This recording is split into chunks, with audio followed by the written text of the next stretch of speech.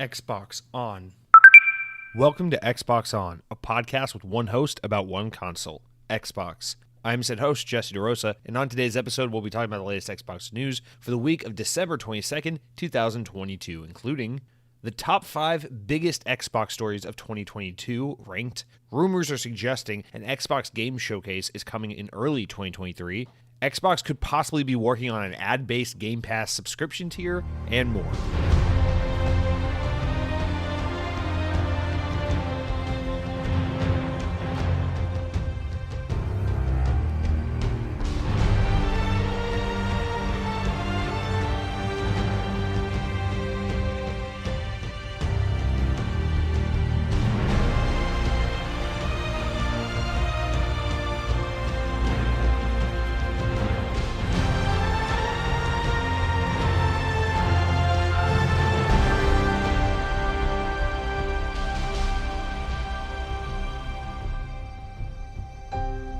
On this day in Xbox history, in the year 2009, Guitar Hero Van Halen released for the Xbox 360 in the US, Canada, and Mexico.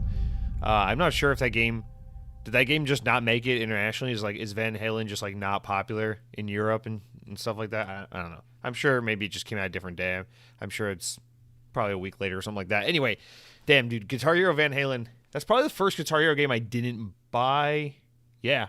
That was kind of towards, it's weird because they'd build a Guitar Hero game and then there'd be a spin-off game or two built on that game's version of the engine, and then they'd make the next game. So it'd be Guitar Hero 2, then they did the spin-off 80s, and then Guitar Hero 3, and they did the spin-off, what Guitar Hero 3's spin-off was, that was the Aerosmith one, and then they did Guitar Hero 4, and that had 2 spin-offs. That had Metallica, which was fucking awesome. The Metallica Guitar Hero is insanely good. And then they did a Van Halen one, which is a spin-off of 4 as well, and that's kind of weird because it's I don't know. I feel like Van Halen is obviously an iconic, quintessential band, but I don't know. I don't feel like they needed their own Guitar Hero game. It was just kind of oh shit, Rock Band got Beatles. Well, who can we get? I don't know. But either way, still an important game because although I never bought that game, I did have to go out of my way to play it at a friend's house once because it was the first Guitar Hero game and I think the only Guitar Hero game, unless maybe the later games number 6 or something maybe had DLC, but it was the only Guitar Hero game to have a Yellow Card song on it and a damn good one at that. If the entire Guitar Hero franchise is only going to have one Yellow Card song, at least it's not something painfully cliche like Ocean Avenue. They picked a genuinely fantastic song. They picked The Takedown, which is the opening track of their 2007 record, Paper Walls, a phenomenal record, probably one of my absolute favorite records from my youth. It's still, that record sticks with me to this day. Absolutely fantastic pop punk, punk rock, whatever you want to call it, record from the year 2007. Highly recommend. I guess I don't know how we got so deviated from it, but Guitar Hero Van Halen, I guess what I mean to say is I recommend you go out and listen to the entire album, Paper Walls, start to finish, by the band Yellow Card. Dude, that record fucking rocks. Takedown, such an amazing opening for a record. So much energy, so powerful. It's one of those Yellow Card songs. It's so quintessential, that fast pop punk energy that they just do so well. LP, greatest drummer of all time. Right? May he rest in peace. He's not dead, but he is no longer drumming for Yellow Card. So anyway, guys, welcome to Xbox On. It is a podcast about Xbox, but sometimes we talk about things I love just as much, if not more, than Xbox. In this case, Yellow Card. My favorite band of all time. Guys, I'm very excited at the top of the show to say this because it's the first time in I think 10 or 11 months I've been able to finally fucking say this. I can't believe it took me this long, but I finally have a new video out. I know some of you are like, what do you mean a new video out? The podcast comes out every week. I'm not talking about the podcast, you stupid piece of shit. I'm talking about my other YouTube channel, where I make actual videos. It is same as my Twitch name. It's Lightning McStream. So youtube.com/Lightning McStream. Don't ask why that's the name. I need to pick a better one. But I finally have a new video up. It's I'll link to it in today's episode. So please, if you're interested, click on the link in the podcast description or on YouTube or whatever. Give the video a watch. Give the video a like. To be fair, it is a YouTube poop. I know that's kind of an acquired taste for YouTube videos, just a bunch of mashup, cut up footage, making it stupid as hell. It's not my best work, but I am pretty proud of it. I liked it a lot. There are a couple of laughs in this video that when I was making it, I was like kind of on the floor laughing a little bit, and my girlfriend's like, "You're so stupid. This video is not funny. Stop. Why are you doing this?" But it's a lot of fun. It's Sonic Frontiers winning all the awards at the Game Awards, and it was a lot of fun to make, and hopefully you guys will check it out and maybe subscribe to my other channel as well. I won't continue to plug, but I do want to just say this one thing. This channel was not the second channel. This other channel with actual YouTube videos, not just podcasts, was never meant to be just a trash dumpster of YouTube poop videos. I was supposed to make real videos, and I am working on one currently, by the way. It's just for whatever reason, every time I sit down and I want to start making a video, I think about like another video, a serious topic, like a video essay or something I've always wanted to work on, and I'll start writing the script, and I'm like, oh, but what if I made like Sonic the Hedgehog say gay Luigi? I'm like, okay, we're making that video now instead. So whatever. Here's what you get because I'm too ADHD to make an actual serious video. But like I said, it was a lot of fun to make, and it took a lot of time. And I hope you'll consider giving it a watch. Thank you to those who have already checked it out. For a channel that only has 64 subscribers, the video almost has 100 views already, which I know is, in the grand scheme of things, nothing by YouTube standards, but as someone who has on and off again tried various creative projects many times in my life, I'm very humbled and grateful to have a video hit about 100 views in 5 days, because I know what it's like to have a video hit 3 views in 2 months. So I genuinely appreciate the feedback and the support, you guys. So check that out if you're interested. Otherwise, let's get back to our actual podcast here.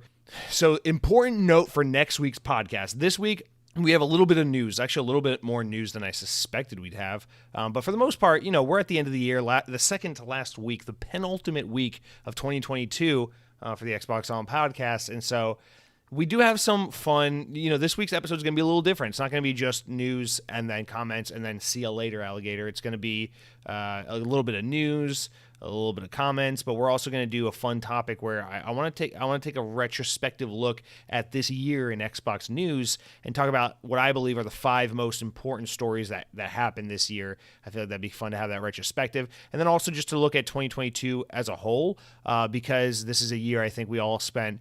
I know I'm definitely guilty of constantly being like, 2022 is kind of a weak year, not a great year for gaming. But now that we're looking back, and especially with such a packed last part of the year, 2022 was a pretty damn fine year, and I kind of want to make that case and have a little retrospective there as well. A little salute to 2022 in gaming. But before we jump into all of that, which I'm very excited to get into with you, I do want to say next week's show, the last episode of Xbox On for the year 2022, I'm doing something special. It's actually the same thing I did last year, but it was a lot of fun last year, and I'm excited to do it again this year. And so I need the help of you, the audience, in order to make this happen. So next week's podcast topic is going to be our favorite games we played in 2022. Now, this is a little different from a typical Game of the Year episode. I'm not going to talk about just games released in 2022 and just talk about my opinions and my favorite games. I want this to be complete audience participation. I think that's what makes the show special, is that everyone gets a voice and everyone can write in and say absolutely whatever the fuck they want, and we just kind of run with it and make it, part of the fun and part of the news. And so I would like to, in that spirit, in that tradition, do that again this year and extend to you guys. Please write in and let me know, what were your top 5 favorite games you played this year. I don't care if it's an Xbox Series X game. I don't care if it's a Nintendo DS game. I don't care if it came out in 2022 or if it came out in 1987. I don't give a shit. Your 5 favorite games that you experienced in 2022. So a little spoiler alert. Mine will predominantly be relatively new Xbox games because that's really much of what I played this year. But, for last year, for example, I think I had Skyrim as like my number 3 or number 2 game, because last year was the first time I ever really truly sat down and played Skyrim front to back. And I ended up falling in love with it despite years and years of picking on people for loving that game. So a humbling moment as a shitty little hypocrite like I am. But yeah, so just write in, go over to youtube.com/Xbox On Podcast, drop a comment in the latest episode of the podcast. If you're already listening to the show on YouTube, you're in the right place. So just leave a comment on the latest episode of the podcast. Or if you're not on YouTube for whatever reason, well, first of all, I don't know how the hell you're not on YouTube. But if, whatever, if you have another way of reaching out to me, if you follow me on Twitter, if you follow me on Instagram, whatever, DM me. I don't give a shit. Just write into me. Let me know what were your top 5 favorite games you played in 2022. A couple of you already, I guess you remember what we did last year. I've already preemptively written in, and I appreciate that. My bad. Usually I give you 2 or 3 weeks to get your write-ins so we can gather a bunch of them up. But this year I kind of forgot to do it till last minute, if I'm just being honest. So enough of that. We will get into the actual podcast now. I'm excited about this. So please, if you're interested, write in. Let me know what were your favorite games of the year, and then we will talk about them ad nauseum on next week's episode. And with that said, guys, let's start off this week, as we do every week, with our stories of mild amusement, our updates, our corrections. First thing I want to mention, I thought this was going to be a big news story, but nothing ever really came of it. It ended up just being a tweet, and that was it. But Jez Corden, pretty much Xbox pundit, Xbox, go-to Xbox guru over at Windows Central, was tweeting and said the following, quote, "My vague rumor is that there's going to be an Xbox event in early 2023 is starting to look quite likely true. What would you want to see from this kind of event? Assuming it is true, by the way, may still well not be, but there is a lot of smoke." So it's a tweet, so, it reads like a tweet. But anyway, Jez Corden saying that, hearing some kind of murmurings or seeing some kind of smoke that could be an Xbox game showcase type event in early 2023. I saw a lot of people kind of, Jez Corden's a reliable guy. If he wouldn't put his reputation on the line, just say some bullshit like I heard Phil Spencer's getting Botox, and then if that's not true, that could be detrimental to his credibility. So if Jez Corden says something, he's one of those people where it's like I'm pretty inclined to either believe it or think there's a strong likelihood that at the very least the discussion has been had somewhere in the world and there's a possibility. So this is good news, because a lot of us obviously have been disappointed because the Game Awards was a total no-show for Microsoft and for Xbox, and a showcase in early 2023 could be all the explanation as to why they weren't present at the Game Awards, but also all we would need to kind of make up for it, since it is a little bit unprecedented for a major player like an Xbox or a PlayStation to do a big showcase early in the year. And generally, those things really don't start to happen until like May, June, around E3 time. The only time that's ever been an exception really has been like when the PS4 launched or when the Nintendo Switch launched, and like Sony or PlayStation or Sony or Nintendo held like an event in like February or early March or something surrounding their new console. That's really the only time we've ever seen that kind of be the case. Otherwise, really big gaming events are a summer thing or a winter thing, early winter, late fall kind of thing. So I don't know. Obviously, there's not much else to make of this right now, but hoping this is true, because goddamn, I would love to finally see some gameplay for all these many games that have CGI trailers and titles and developers, but no actual gameplay to show for it. Also, I too am looking forward to Starfield and Redfall, but goddamn, Xbox, I'd like to see if any of your teams are making games. So exciting stuff to look forward to as we round out 2022 and start to peer into 2023. Something early in the year to look forward to, hopefully, that isn't just more and more goddamn news about Activision Blizzard, which, by the way, the Activision Blizzard Xbox stuff, of course we have updates on that this week, but I decided to spare us all, spare myself really. And what I did is I just pushed all that down to the very bottom of the podcast as a story of mild amusement, or a story that's not really worth diving into too much. So we'll just touch on some updates and not really waste an hour and a half talking about that, because I know we're all fucking tired of it. So that's part of why I'm so excited about this week's podcast. It's because we just get to talk about Xbox in a more broad and passionate type fan base-esque sense, where it's like, hey, these are the games I liked, or this is how much fun I had playing these games this year. And oh, look, Jez Corden says we might see some games in a couple months, rather than like this guy who wears a suit and goes to the government and says Xbox is dumb, and PlayStation said Call of Duty is theirs, and then another government sued him, and Brazil said we don't give a shit, we got minions, and I don't know. So gladly we don't have to get into that, but Jez Corden hitting us with a sweet and savory little murmuring that might turn into something pretty exciting in just a couple short, early 2023. When I hear early 2023, I'm inclined to believe this is going to be a somewhere like, I don't know, somewhere in like let's just pick something really vague and stupid. The event, if it's early 2023, would be somewhere from either Thursday, February 9th, and as early as Thursday, February 9th, and as late as Thursday, March 9th. Both March and February 9th are Thursdays. So let's put it in between that window of time. Say that's when we're going to see it. There's no way it's January. They're not going to do January. It's close to CES, although they're not entirely related. They're both, they both do grab the attention of similar audiences, kind of. And, it's just too early in the year. You want to drum up hype? I don't know. Who knows? We'll see. I don't know. Lots of games coming out in February and March, so maybe that's interesting to see early 2023. I don't know really where you'd fit it in. But anyway, let's move on with our lives. You guys, last year you might remember Xbox did... Well, actually, let's back it up. Spotify has gotten a lot of attention, a lot of fun surrounding their, what do they call it? Their Spotify Wrapped that they do every year around November, December.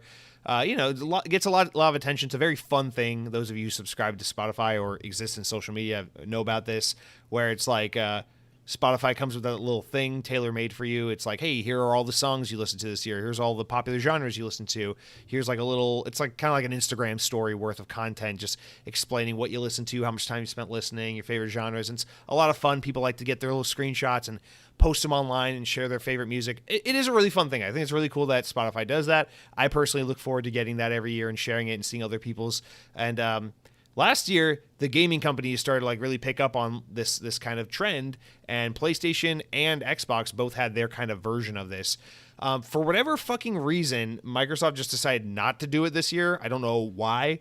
So PlayStation did another one of these 2022 wrap-up type events, and Nintendo even jumped on board and did one. But for whatever goddamn reason, Xbox did not do one, which is pretty disappointing. But however, fret not. We Xbox do have something in that realm to look forward to, some kind of year-end wrap-up data kind of statistical splash screen of information to make our nerd brains just tantalize our nerd brains with data that we probably shouldn't be proud to share, like how many hours we poured into My Friend Pedro or whatever the fuck it is you've been playing this year. But True Achievements, the website that you use, you can sign into your Xbox account and track the achievement progress and look up guides and walkthroughs for achievements and all these kinds of things. Really, really handy, really great website. It's been around for quite a while. Decided to do their own kind of version for Xbox on behalf of Xbox fans, since it looks like Xbox themselves weren't going to do it. And so they call it True Achievements, My Year on Xbox. So you can go over to trueachievements.com, sign in with your Xbox Live account, and it will auto-generate a year in review kind of infograph for you. And so I went ahead and I did mine, and I'd love to hear what yours are if you want to share some of your information. I need to post this on Twitter. I haven't done that yet. But I was a little surprised by my data. So what it shows you a little infographic. It shows your gamer tag at the top, and then on the left side, it shows you the number of achievements you earned in the year, the total number of gamer score you earned this year, the number of games you played this year, the number of hours spent playing games this year, your top game.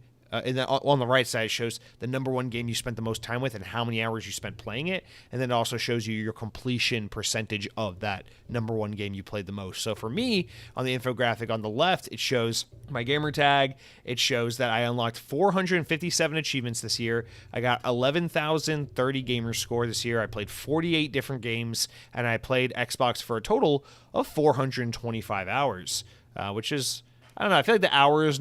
it sounds about right, but the number of achievements, it sounds a little bit low. I don't know how I feel about that. Like on the one hand, it's like I'm a busy person. I work over 50 hours a week at my day job. I try to have a life outside of just my hobby of gaming. I like to go to the theme parks. I like to pet my cat. I like to, I don't know, do other things, go grocery shopping, whatever's fun to do around here.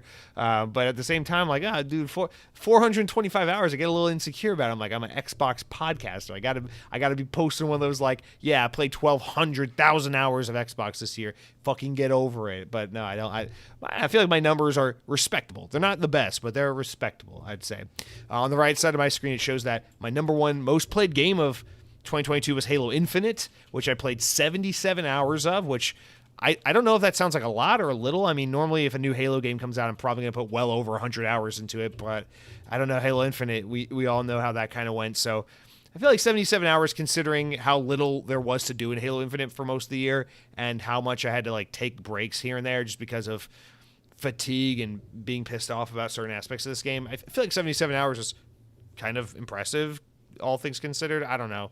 It says I have a 68% completion rate on Halo Infinite. I don't know what that is in regards to, like, achievements or game progress. I don't know, whatever. But that's my year in review. I'd love to hear what yours are. I'm going to be posting this one on Twitter. I need to do that. And yeah, feel free to write in with yours. I'd like to know whose number one game of the year. Please, for the love of God, whose number one game, most played game of 2022 was Just Dance. It's got to be someone out there. I know there's someone out there that's just got to shake it. Identify yourself, please. All right.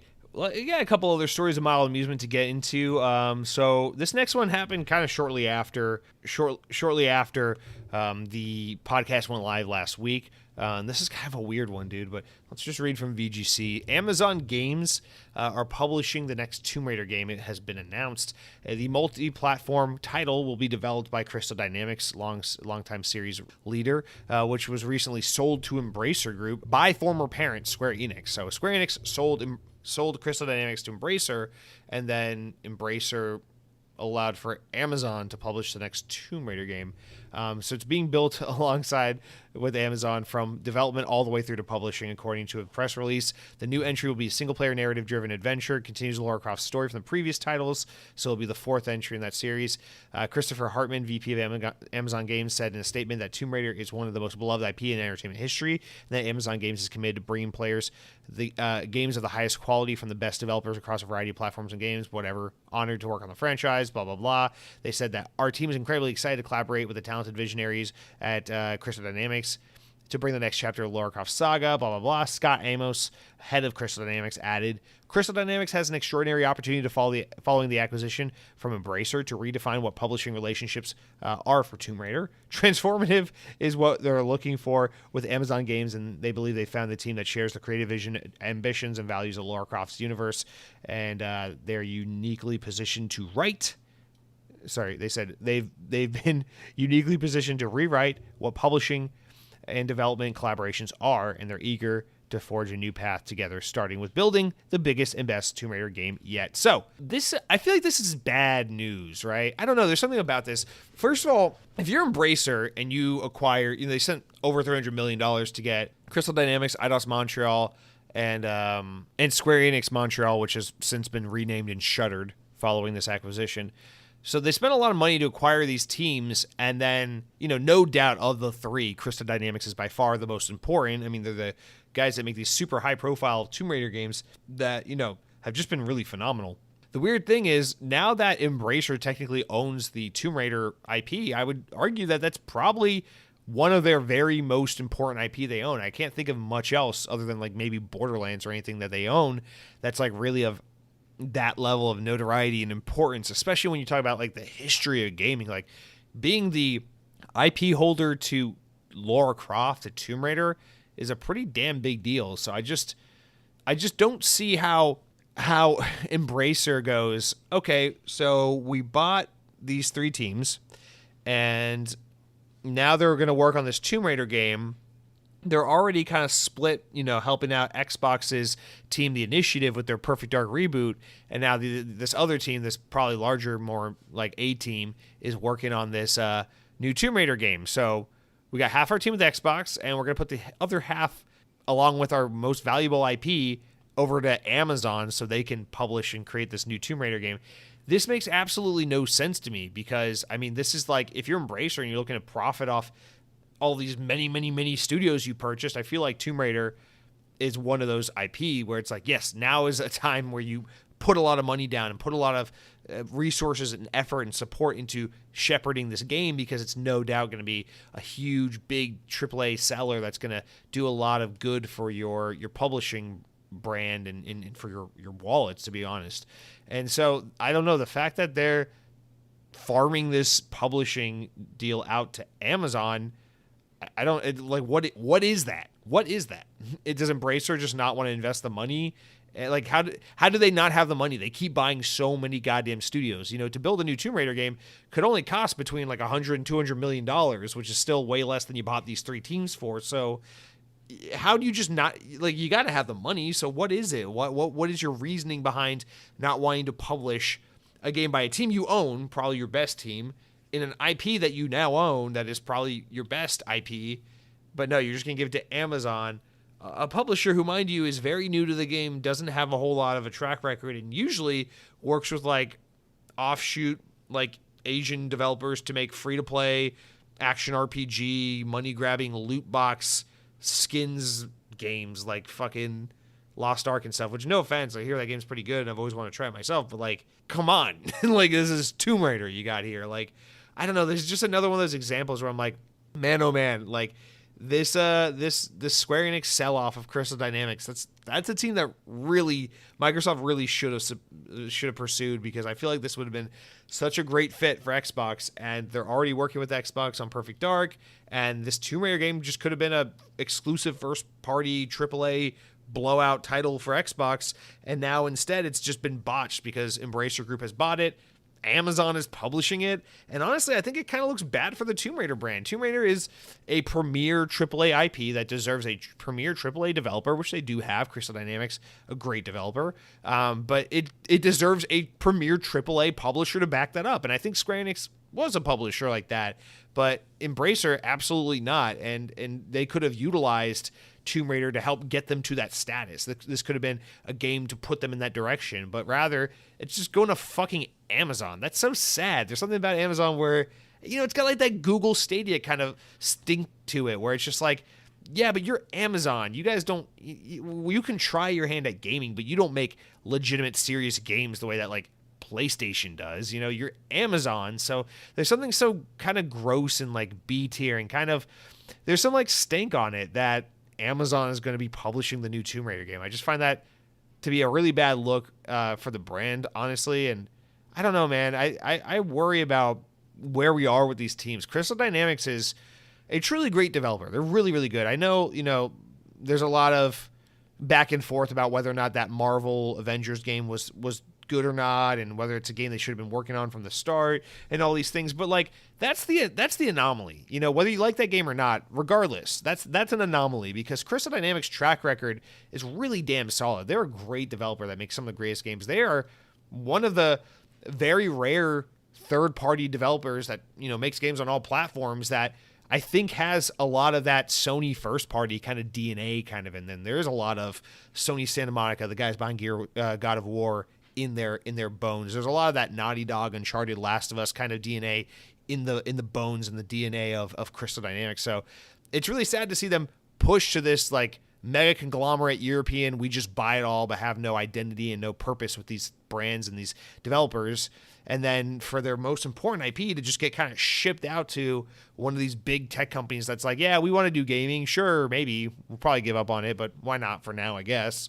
And I don't know. That's just all that just kind of, I think it puts a little bit of stink on the Tomb Raider's name, which is quite unfortunate because, dude, like I said, those first two in particular, the ones made by Crystal Dynamics, especially Rise of the Tomb Raider, that's a fucking good game. That's a great game. In fact, I often say, Uncharted might be a better story. You might be more invested in the world of Uncharted, but 2015's Rise of the Tomb Raider by Crystal Dynamics, that's the best Uncharted game I've ever played. It's a really good game. So we'll just have to continue to see what happens with them. I mean, fucking, yeah. So Embracer now owns Crystal Dynamics, and they're working exclusively with Xbox and Amazon right now on a bunch of games that Embracer's not going to publish. So what a great look for you, Embracer. Why don't you go make another Saints Row game that sucks. All right, so our next story, we got two more. I don't think they'll be nearly as long as the Tomb Raider one, but VGC Relays Squash Games, the developer of the newly released High on Life game, have announced that the game has broken several notable Xbox Game Pass engagement records, which Microsoft shared. So apparently VGC, Microsoft, Squanch, whatever, shared the information that the comedy first-person shooter, which was released on December 12th and is available as part of Xbox Game Pass and PC, according to Microsoft, has been the Game Pass's biggest launch of 2022, period, the biggest third-party Game Pass launch of all time, period, and the biggest release of a single-player only game in the subscription service's history, period. That's big. Now, obviously, that last one, you can kind of go like, because Game Pass, whenever it gets, day-and-date games, it really is multiplayer shit, like Halo, Gears of War 5, the Outriders, MLB The Show, like these big games that they've gotten day and date. It's like, okay, well, these are all multiplayer games, so those don't really count. So for it to be, the biggest single player only game released day and date on Game Pass, it's like, whatever. But biggest launch of 2022 for a day one Game Pass game, biggest third party game launch of all time on Game Pass, it's really damn good, dude. From a brand new team on a brand new IP, with just this really unique marketing slant, this really unique slant that this game has, its angle of this game that's just so comedic based from start to finish, and you have these talking alien guns that you walk around with, and it just goes to show you that if you have the right ideas, the right unique ideas, really you don't need to just rely on milking the fuck out of an IP over and over and over again. Obviously, this game had a lot of heavy lifting done for in terms of marketing it by being like, hey, the guy behind Rick and Morty is working on a video game. So it's not like it came out of nowhere, and it's a completely all original thing by a bunch of nobodies that no one's ever heard of. But still, I mean, it's a brand new IP. It's a very unique game, and it's really awesome to see, the Xbox market show so much support and be so hungry for something so unique and novel and new, while also, being released at a time where there's so much shit to play, even if you're relying solely on Game Pass content. And I just think this is great. I'm really happy to see this kind of shit. This is awesome news for Squanch Games. I'm really upset to say this, but I still have not played this game. I was planning on playing it this past weekend, and I still have not gotten to it, but I'm really looking forward to getting into it. Hopefully next week I'll finally be able to talk about my experience playing it.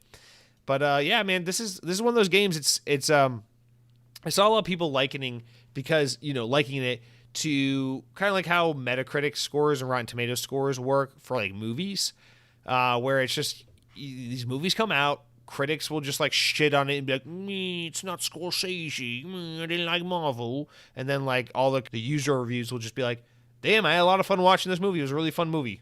I'm glad I spent $10 in a Saturday afternoon watching this movie, And I feel like this is a game that kind of has a little bit of that reception, especially in a world where it's like anyone can basically just pick up the game and play it thanks to Game Pass, and you don't need to necessarily put your $50, $60, $70 down to get your foot in the door.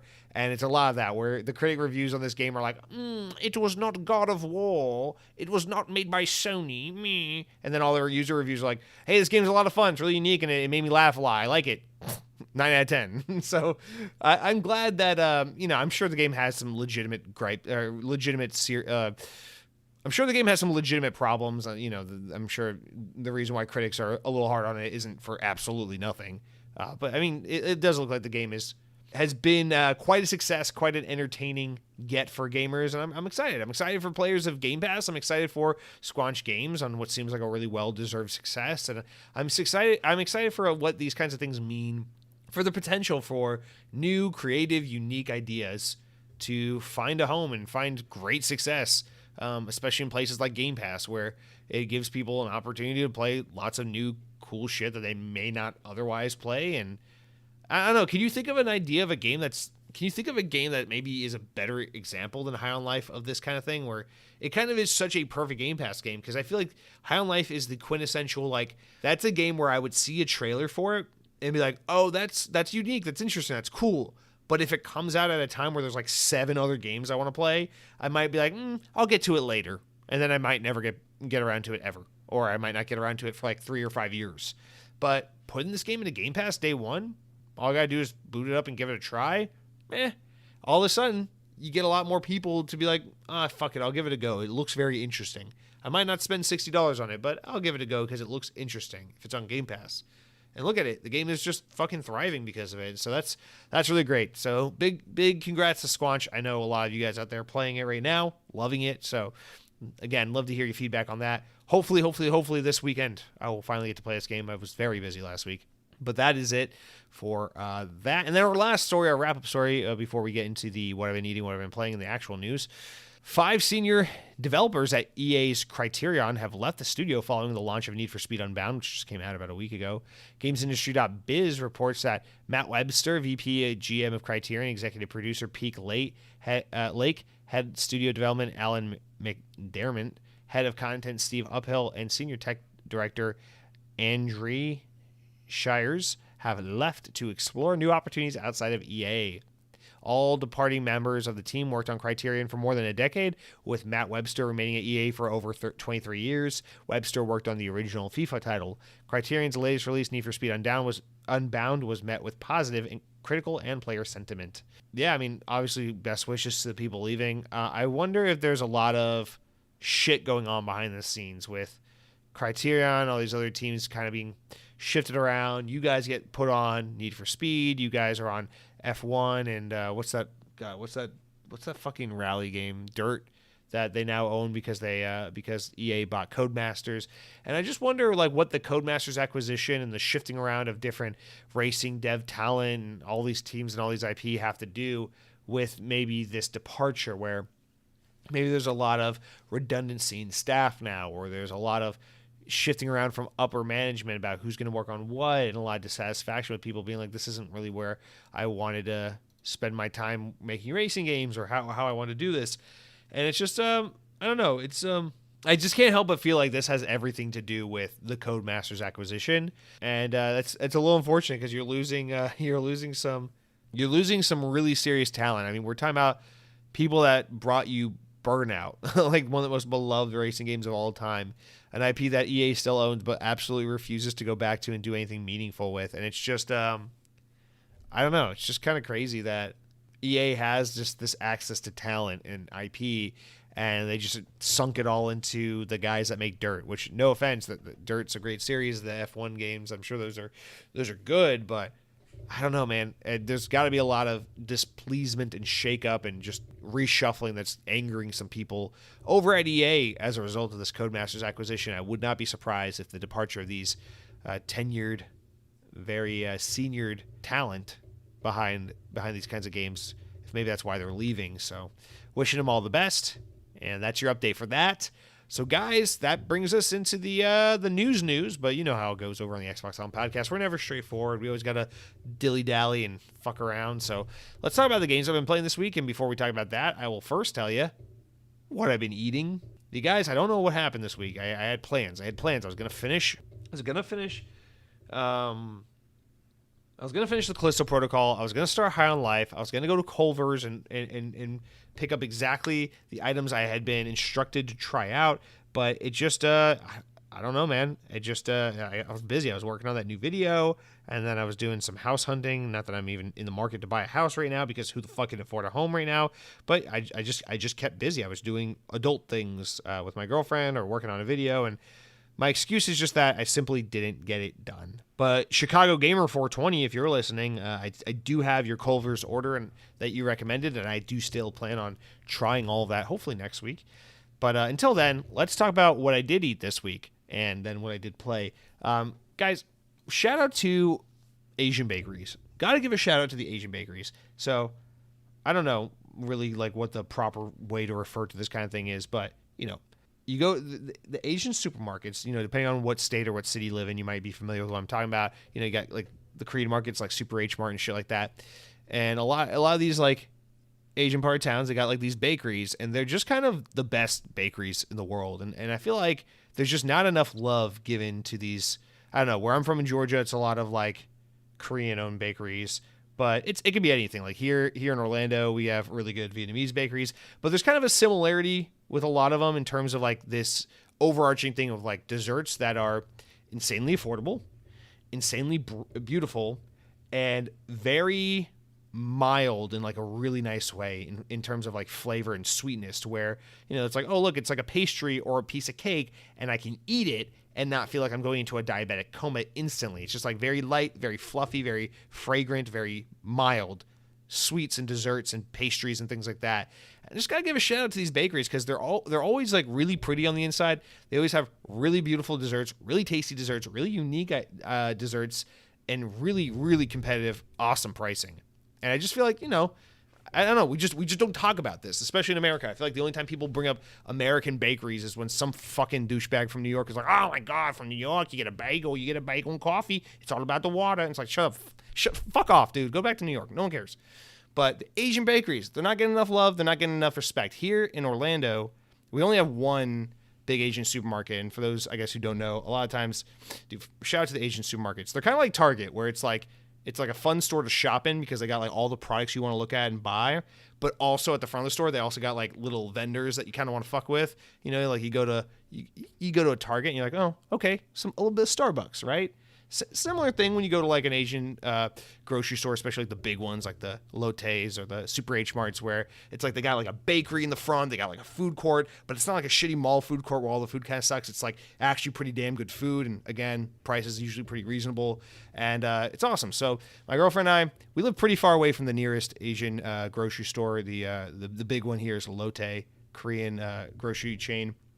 And it's about 40 minutes from us, so we don't make it out there often. But every couple of months, we got to go out there to kind of stock up on some ingredients that you aren't really able to easily find at like Walmart and shit. So we do it. So we made the trek out there this weekend, and while we were there, I spent a little bit of extra time and extra money that I normally don't spend at the bakery. And I just got to give a shout out, man, because I'm talking about a slice of like fucking beautiful like green tea cake. Light, airy, mildly sweet, perfect. I'm talking about these little like cheesecake bites, and they're not like cheesecake the way you're thinking. It's not like dense, creamy, cheesy, thick, makes you feel like shit. I'm talking about like angel food cake, light, airy texture. You bite into it, you get a faint, fragrant, like cheesecakey kind of hint to an otherwise very mild, not too sweet, not too creamy, kind of like cake consistency, little pastry thing. You get a beautiful little croissant dipped in chocolate, dusted with some almond shavings.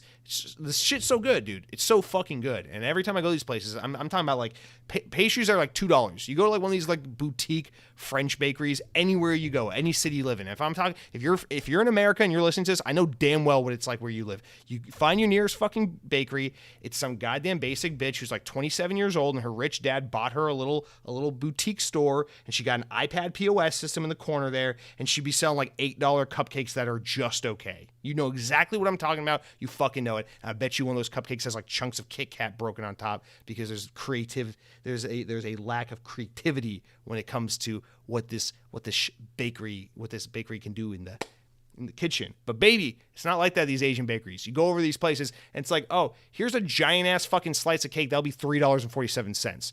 Oh, here's a beautiful pastry stuffed with a blueberry cream sauce that I can't even begin to describe to you, but it's just fucking amazing. And $2.15. I don't know, why not? And it's like, okay, well, shit, man. Let me get like a milk tea with that, or like a latte with that. It's like, okay, $3. What the fuck is happening at these bakeries? They're pretty to look at, like they're really like well themed and lit, and they're aesthetically nice. The desserts are presented perfectly. The pricing is amazing. The staff is nice. It's like, what the fuck am I doing here? Why would I ever go to a Starbucks and spend $27 on, I don't know, 45 minutes in line in a fucking burnt latte? It's like, what am I doing anywhere else? So I just want to give a shout out to the Asian bakeries. I missed the ones in Atlanta because we had a lot more to choose from. We just had so many more Asian bakeries, Asian restaurants, Asian grocery stores, whether, like everything. You choose from everything. Chinese restaurants, Vietnamese restaurants, Korean restaurants, Thai restaurants. Here in Orlando, we got a pretty good variety where we, like, in the part of town where you got it, but it's just overall it's much smaller. But shout out to it. It's growing, it's there, and I appreciate it, and I look forward to it every time. So shout out to the Asian bakeries. If you haven't ever been to one, do yourself a fucking favor. Also, shout out to Sweet Hut. That's the one back home that I used to love. Sweet Hut, may you be doing great. I hope you survived the pandemic well. All right, next up. Oh, also, Sam Torres. This is also related to what I've been eating. Sam Torres writes in and says, Jesse, Merry Christmas. Merry Christmas, Sam Torres. Do you like eggnog? Sam Torres. Eggnog's fine. I like eggnog. I don't think I tried eggnog for the first time until I was like probably 18 or 19. I'm not even talking about alcoholic eggnog. I'm just talking about any variant of eggnog. I just never had it until pretty recently in life, until like maybe the past 10 years or so. Eggnog's fine. I like it. It's good. I don't have strong opinions or feelings on eggnog either which way. I know there are people who are like vehemently passionate and tied to like their brand of eggnog. I know there's a lot of debate in the community about that. I don't think I'm experienced enough with the product to have a take like that, but I do enjoy eggnog. I do enjoy its festivityness. And you know what I actually like way more than eggnog is coquito. It's much better. It's a similar, a Puerto Rican Christmas time alternative that's kind of a creamy dairy-based rum spiced drink. It's good shit. Very good shit, actually. That I probably drink coquito a lot more than eggnog, but both are great. Both are good. I wouldn't say both are great. I don't know if I've ever had an eggnog that's great, but I like eggnog. Okay, we're done. I'm sorry. I feel like I should have had like more to say about eggnog. I just don't. All right, let's talk about what I've been playing, because I haven't been playing a whole lot. I spent, like I said, almost my entire weekend editing this new video that just went up, as well as shopping around and fawning over pastries at the Asian bakery that probably made me 20 pounds heavier than I was last week. So Well, I did get a little bit of time to play here and there. I'm talking about like 20-minute spurts here and there. And so what I did do with my time was I played some Halo Infinite because I gotta be honest, I couldn't find enough free time to sit down and really finish Callisto Protocol. And it's a game, you don't play Callisto Protocol in 20-minute increments. You sit down, you put on your headphones, you turn on the lights, and you play it for 2 to 3 hours straight, and you get some progress done, And I just couldn't find that kind of time this weekend. So I just played it, Halo Infinite, 20 minutes here, 30 minutes there, and damn it, dude, I have nothing else to say here other than Halo Infinite continues to just finally be the game I needed it to be this whole fucking year. From January until like a month ago, I was just bitching and moaning about Halo, what a disappointment it's been all year, and then finally, last minute, they pulled through. Here it is, Halo Infinite. Cannot recommend it enough. It's just such a fun game to play right now. Great wealth of content available to you as well. Other than that, I'm just really not playing games at the moment. I'm trying to get back to it. Hopefully this weekend I'll be playing some. I don't have a very busy Christmas going on, but I'm also not getting any time off of work for Christmas this year. So we'll see. It's just a regular weekend. I'm going to try to finish up Callisto Protocol and get to High on Life. But whatever. I can't ignore my girlfriend on Christmas. We got to spend the day together. So it's just a matter of what we can do with a Friday night and a Saturday, Christmas Eve kind of lounging, lazy day. So we'll see. You guys, we'll see. All right, that's it for all the top of the podcast stuff, guys. Let's take a break and get into the main news. We only got one story really to talk about, and then I got these fun topics: the top 5 Xbox stories I think of 2022, as well as a little retrospective on the year to see, was it that bad? Was it better than we thought? Let's talk about some of the games that came out this year and made it the year it ended up being. So all that in just a second here. Let's take a break. All right, we are back. See, to you, it was just 2 seconds, but to me, I took a 10-minute break. I did some stretching, drank some water, and of course, I pet my kitty. But you would never know unless I told you. All right, guys, we only have one real traditional story this week, and then the rest of it is just kind of our fun segments I've put together here. Well, it's kind of because I pushed some of these otherwise normal stories into smaller segments because frankly, I just don't give a shit about talking. It's Christmas time, okay? I don't want to talk about Activision and all the CMA shit and the FTC shit. I just want to talk about Santa Claus and reindeer and little elves and jumping down chimneys, breaking into houses, and not triggering the ADT alarms, despite the fact that they're coming through the front door, which is probably what Santa Claus really does, because there's no fucking way that fat ass is getting down a chimney pole. Whatever. Guys, let's talk about this first news story, and only news story. Again, coming from Windows Central. I guess we were just a bunch of Jez Corden stans today, but he's got the scoop, so let's do it. As he reported, he says, quote, a recent confluence of events has led some to speculate that Microsoft could be exploring a cheaper tier of Xbox Game Pass supported by ads.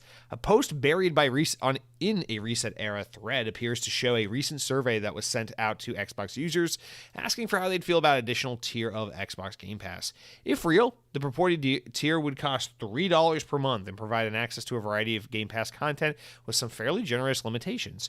It would include EA Access like vault of first-party titles from Xbox with a similar 6-month delay on new games from hitting the service. Those who access these download-only Xbox games via this tier would be asked to view an ad before the game starts rolling. Assuming that the information is real, this tier could also include online multiplayer access, which is currently $10 a month and offers no games beyond the severely diminished Xbox Live Games with Gold program. Games with Gold now generally only includes 2 Xbox One indie titles per month and has been the subject of criticism for some time now. The supposed ad-supported tier would aggressively undercut the monthly tier of Xbox Live Gold, potentially becoming a head-scratcher in this equation. Would Microsoft really be willing to sacrifice $10 a month Xbox Live Gold subscription for the far cheaper version, which also includes a vast amount of Xbox games? Would ad revenues be able to make up for the potential shortfall here? Microsoft does offer Xbox Live Gold at $60 a year as well, working on out to $5 per month. But even at this price, there's still a deficit to account for when accounting for millions of users. Whether or not the economics work out in this scenario is up for debate, but it certainly seems as though Xbox and Microsoft are exploring an ad-supported tier of Game Pass in some format. A recent patent filed by the company covers technology that predicts when in-game activity has decreased, perhaps due to loading screens, for example. Then Xbox would serve up an ad based on users' privacy settings and interests. Online ads have been growing segment of Microsoft's Bing business for quite some time. And while other subscription services like Netflix exploring ad options here, it makes sense to see Microsoft explore the same route. So I'm very much of the mindset, one, this survey is probably real. Two, this survey is probably just exploring ideas because this is what you do. You gather lots of data.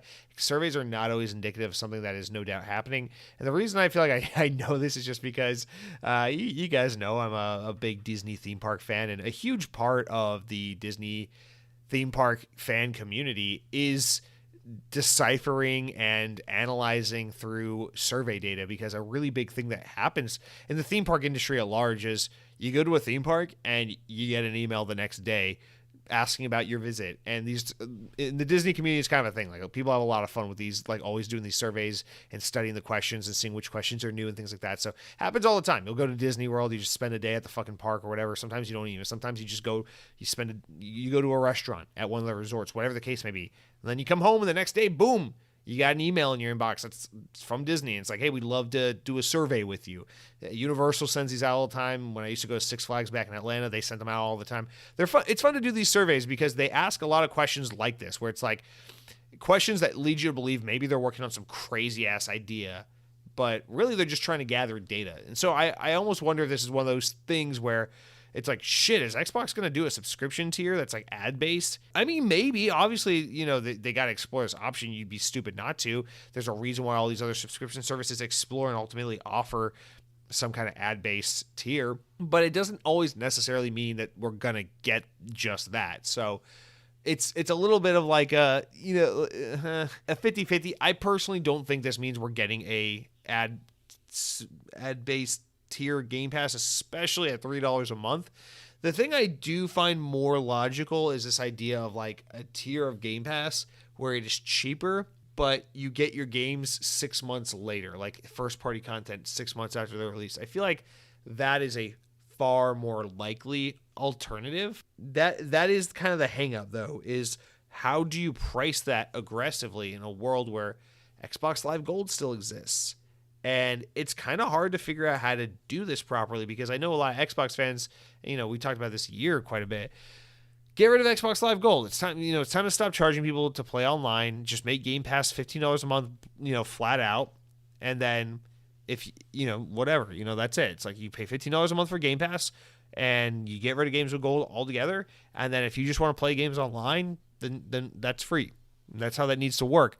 The thing is, I feel like you have to make that decision a long time in advance if you're going to eventually transition to a new, cheaper tier of Game Pass, where it's like, oh yeah, this tier gives you games 6 months after they come out, and it gives you access to online play, because otherwise you kind of cannibalize this whole thing, or you fuck up the value proposition by adding in Xbox Live, for $5 to $10 a month just to play games online, and for access to games with gold, this thing that undoubtedly sucks. It doesn't make sense when you compare all these offerings.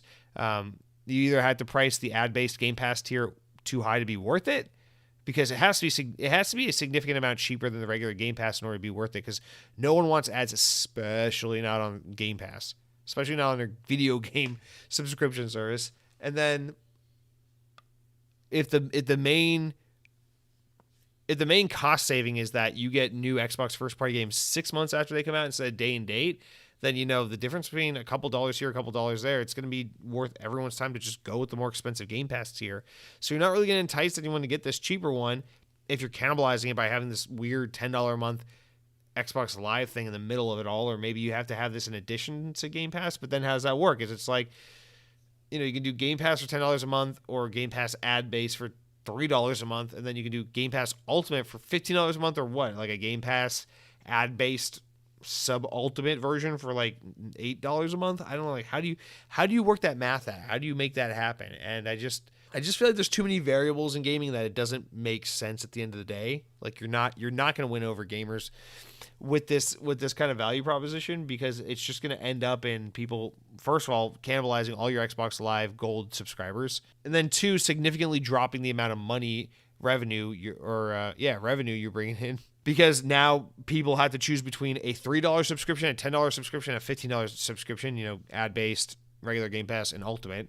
That's going to drop off so many of those $5 to $10 a month payers from Xbox Live, and it just, I don't know, man. The whole thing just doesn't make sense, because if you're going to require someone to have Xbox Live Gold in order to have this $3 a month Game Pass ad-based subscription tier, then that's just $13 a month, and you're only $2 away from just having Game Pass Ultimate. So, like, why would you just do, what?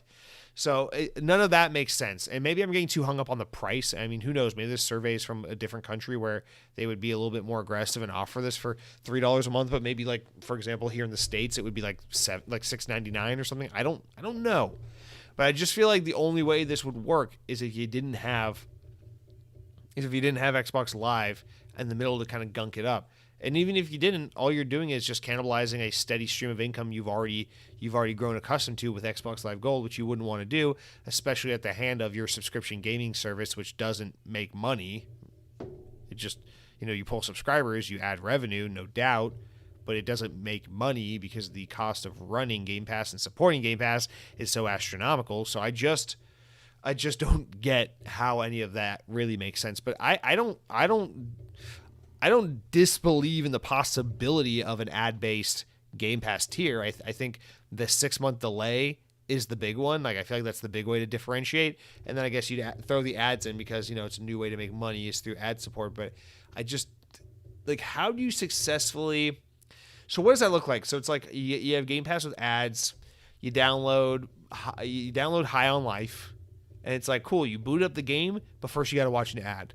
And then after the ad, the game loads up, and then it's like, when do you watch another ad? When does the game decide you watch another ad? That'd be so fucking frustrating if I'm in the middle of a boss fight and I keep dying, and after like my 5th death, the game is like, time for an ad. Okay, you done dying? Okay, now get back to, like, that would piss me off. So I just don't see how you do this, because you get into a zen you get into a state, like a state within each game you play in a groove, and if an ad is breaking up that gameplay, that fundamentally breaks the experience so much more than like when you're watching a TV show and it has a designed commercial break portion where they throw an ad in. Like this, these are very, very different things. So I just personally don't know how they're going to pull that off successfully, but I don't totally think it's a terrible idea to have an ad-based version, whatever. I mean, Game Pass's issue right now isn't the value proposition. That's kind of the other weird angle of this, is no one's issue with Game Pass is that, like, oh, it's just too expensive. But I understand you will get more subscribers by having a cheaper cost tier, and you will absolutely, no doubt, service some segment of the market by having this. I feel like the people who aren't subscribed to Game Pass right now, it has more to do with the kinds of games that are being offered and less to do with the price that Microsoft is asking for. And so, I don't know. It's just, if this is something that's to happen, I feel like this would probably be something pretty far down the road. But yeah, the hurdle I can't get over is that sacrificing all that Xbox Live Gold money, because that part just makes no sense to me. Why you would do that when your only other service isn't profitable. They're quite the opposite. Xbox Live Gold is just a moneymaker because it costs almost nothing to keep those servers going and keep online functionality afloat.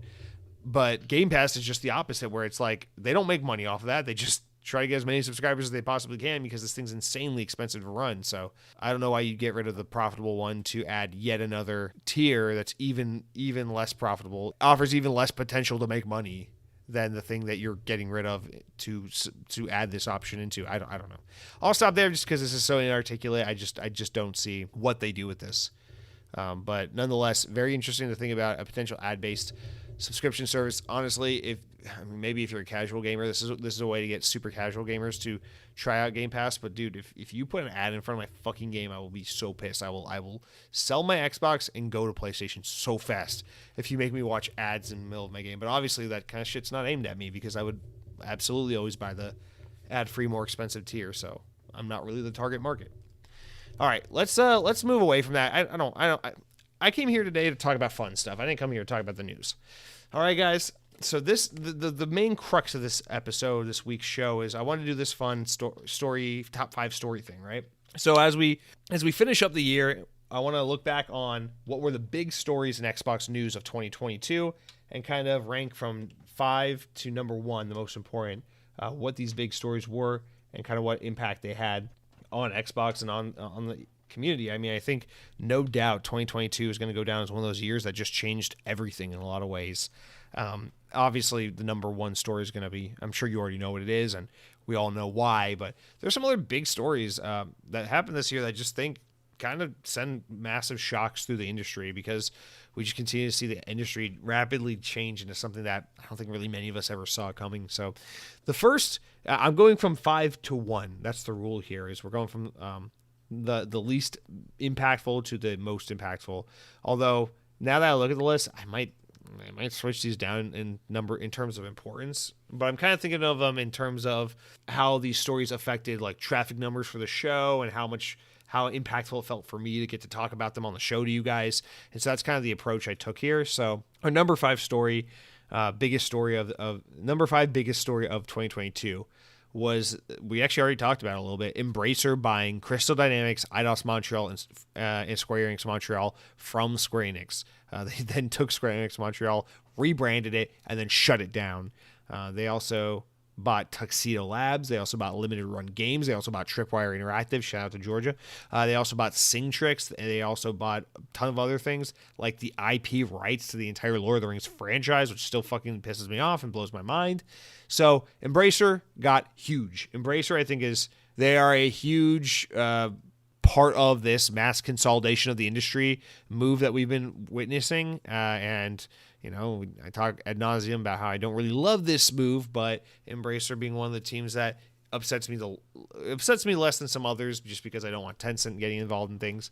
But Embracer, dude, I mean, they bought some super notable shit, and they have, like we said earlier, they have Tomb Raider, they have Crystal Dynamics, one of the great developers in the industry. They have the Lord of the Rings IP. What the fuck is that all about?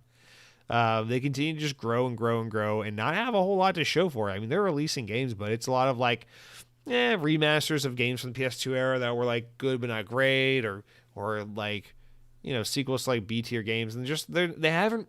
I love this. Like, I like this a lot about Embracer, and for me, it works what they've been doing.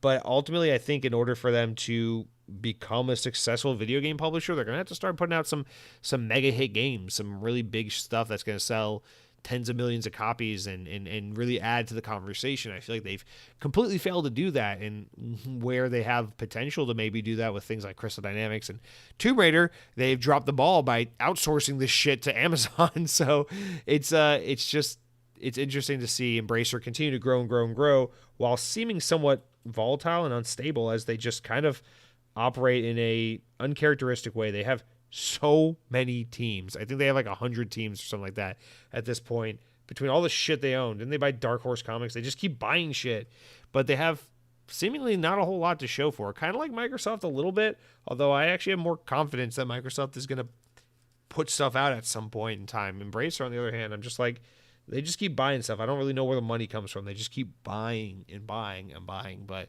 I thought that was a huge story this year that, it's going to have lasting impact. Crystal Dynamics in particular, that one gets me. These guys are part of a just grab it all and just push shit out kind of publisher. Whereas they used to be tied with one of the most well-respected, well-regarded publishers in the industry with Square Enix, and now they're subcontracting for Microsoft and Amazon instead of working for their actual parent company these days. All right, the number 4 story, and this one might be a little short side just because I think in the grand scheme of things it's not going to matter that much, but in the context of the here and now, I think it does matter. And this is the GTA 6 leaks. Rockstar is such a buttoned-up studio historically that it is weird for anything to leak out of them, I should say. Generally, I mean, like, you don't really hear anything about it until they're ready to talk about their new game. So the fact that even before we got this gameplay footage leak, that we got like details from Bloomberg and stuff about like, oh, the story's going to take place in like South Florida, and you're going to play as a female protagonist. It's going to have like a Bonnie and Clyde kind of thing. Even that was a little like unusual, just because, again, with Rockstar, it's like you just don't hear anything until they are ready to talk, generally speaking. And so, I don't know, the fact that we all just woke up one morning, it's like, boom, here's GTA footage all over the internet. Tons of clips, tons of bits and pieces of footage. That was huge. Just because, I mean, this is like the franchise in gaming, right? I don't know, like when you think about the all-time biggest franchises in gaming, there's Grand Theft Auto, there's Call of Duty, There's not a whole lot else that commands this level of attention and it sells this level of copies and all that. And it's just GTA is such a rare, every now and then kind of eventful game, especially now that we're like going on. By the time this game comes out, GTA 5 will be like a decade old, or more. And it's just that, I don't know, there's just so much pent up demand and interest in Grand Theft Auto 6 because it's one of those games that commands the attention far beyond the games industry, far beyond hardcore gamers. It's just everyone plays GTA, and for that information to just get thrown out and leaked out, I think was crazy because fans were super hungry for information. I think they were excited to gobble that shit up. I think for Rockstar, they've never had to deal with something like this before, and now a game that is probably no doubt going to be the biggest game when it comes out for that year and then probably for years to come is now just pushed out there into the ether for everyone to kind of criticize and discuss and dissect before it's even really properly ready to be shown. Conversely, I do struggle with the story a little bit because even though it was a huge deal when it happened, I don't think in long term that this has much of a negative ramification because, I mean, dude, it's Grand Theft Auto. The game is going to sell like absolute crack no matter what. And it seemed like from the leaks, a lot of the reception was like, it was just a lot of people interested to see what this game is, and not so much like, oh, the game looks like dog shit. I think a lot of people were sensitive to and understanding of the fact that this game was a work in progress, and I don't know. It seems like for the most part, the reaction was more optimism and excitement and not negativity. So this is one of those things where when this game is finally out in a year or two, people are going to look back on it, and they're not going to think about like, oh, remember how fucked this game was because it leaked. They're going to be like, no, GTA 6 is great. It's more Grand Theft Auto. Let's buy 100 million copies of it and launch into the stratosphere with copies sold for Take Two. So that's, I don't know. That was just such a big story when it happened. Obviously, something that gathered so much attention and people were so interested in. Although ultimately, I feel like in hindsight, once that game is long passed out, it will be something that ultimately is meaningless. But for the time being, I think people knowing that GTA 6 is undoubtedly real and they've seen it, they gotten a taste of what it looks like, it's just going to keep GTA on the forefront of gamers' minds. Where's more? When's it coming? And that's where we are with Grand Theft Auto now. I think the number 3 one, so this one's kind of a little bit of a meh. It affects Xbox, no doubt, but it is technically a Sony story, but it is so intertwined and related to Xbox that I felt like we had to bring it up. And that is, and maybe I'll give you kind of like a backup one to this if you want to maybe disqualify this, but my number 3 story is Sony buys Bungie. And technically, this should be the number 2 story because, again, I think our actual number 2 is kind of like our number 4 story, where in the long run, once all is said and done, the dust settles, I think people aren't going to care about number 2 as much in the future as they do today. But number 3 is a big one that's going to have, industry influencing, long-lasting consequences because it's huge. Sony bought Bungie. They did it. It's already done. Bungie is owned by Sony. It's crazy. This happened shortly after the Xbox Activision announcement back in February. And this was a quick deal. It was done super quick. And it's a little different, right? Because Bungie did not get absorbed into Sony's PlayStation first-party library. It's like a Naughty Dog or an Insomniac or something like that. They are getting to kind of operate independently but be owned by Sony and not really even be associated with a PlayStation brand. It's interesting. It's like they're owned by Sony Interactive Entertainment and they are just kind of doing interactive entertainment related things while not being part of the PlayStation brand necessarily. So it's very different. It's even a little more distant and removed than what Xbox is doing with Bethesda, where Bethesda is kind of getting to operate independently of Xbox Game Studios, but you can tell by the way they talk about it, market it, and work together that there is a little bit more of a harmony and a coexistence between Xbox Game Studios and Bethesda. But especially with Sony and Bungie, it seems like Bungie really is pretty much 100% a separate thing. But we know it's not, because the reason Sony bought Bungie wasn't because they wanted to make Destiny an exclusive game for PlayStation. It's because Sony, as the rumors go and as the speculation goes, Sony is heavily investing in trying to get into games as a service, live service type games, and push out a bunch of products like this. And what better way to get in this industry and become a master at this, especially if you're like Sony and you have no experience in this because you only make single-player, third-person action dad simulators.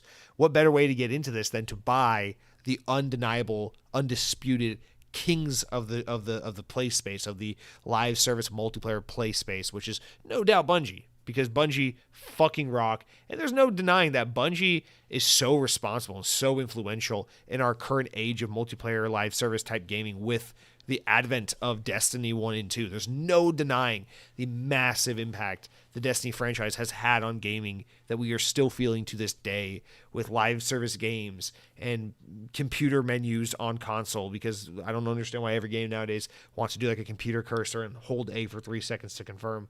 But no doubt, all joking aside, that Destiny has been massively influential. Bungie, again, just like they did with Halo, have proven that they are a visionary team, that they see what gaming can be or where it can go. And that's always the project it seems like they make.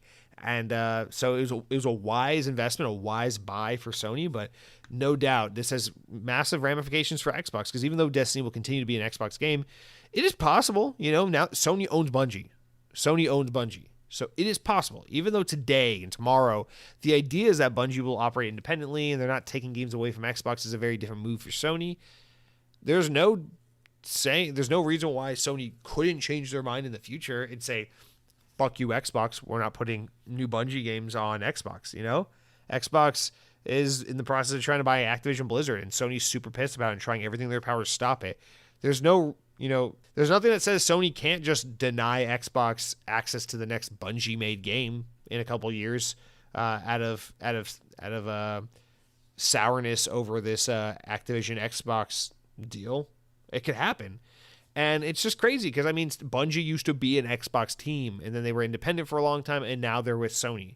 And so it's just such a big piece of Xbox history now owned and gone to the competitor. Xbox's number one franchise to this day, the thing we still talk about the most, Halo.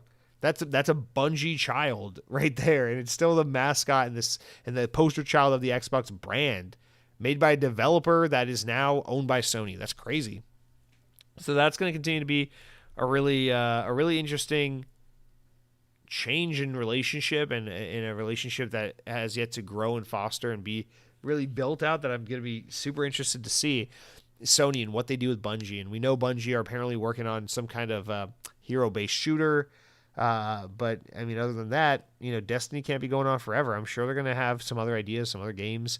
And this looks like they'll be working a lot with some Sony first-party game developers to try and bring some of what they do best into Sony's space, so Sony can make some Fortnite competitor or whatever the hell it is they're trying to do. So yeah, I would say that's the number 3 story. Now, if you say, Jesse, that's a little bit too much of a PlayStation story, then I'll say, okay, this is a top story number 3B. If that was 3A, this is 3B, which I would say is the ongoing woes of Halo Infinite. You could say that would be the alternative to number 3 if you wanted to make it more Xbox-centric in a direct sense. It's still kind of related to Bungie because it's Halo, but obviously Halo is now 3 for 3.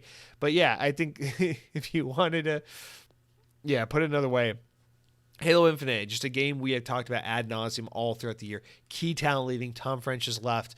Bonnie Ross is now gone. She's no longer the head of 343. And then all throughout the year, just all this mess of like Forge is delayed, no split screen co-op, no any of this shit. Just things constantly being cut, delayed, pushed back.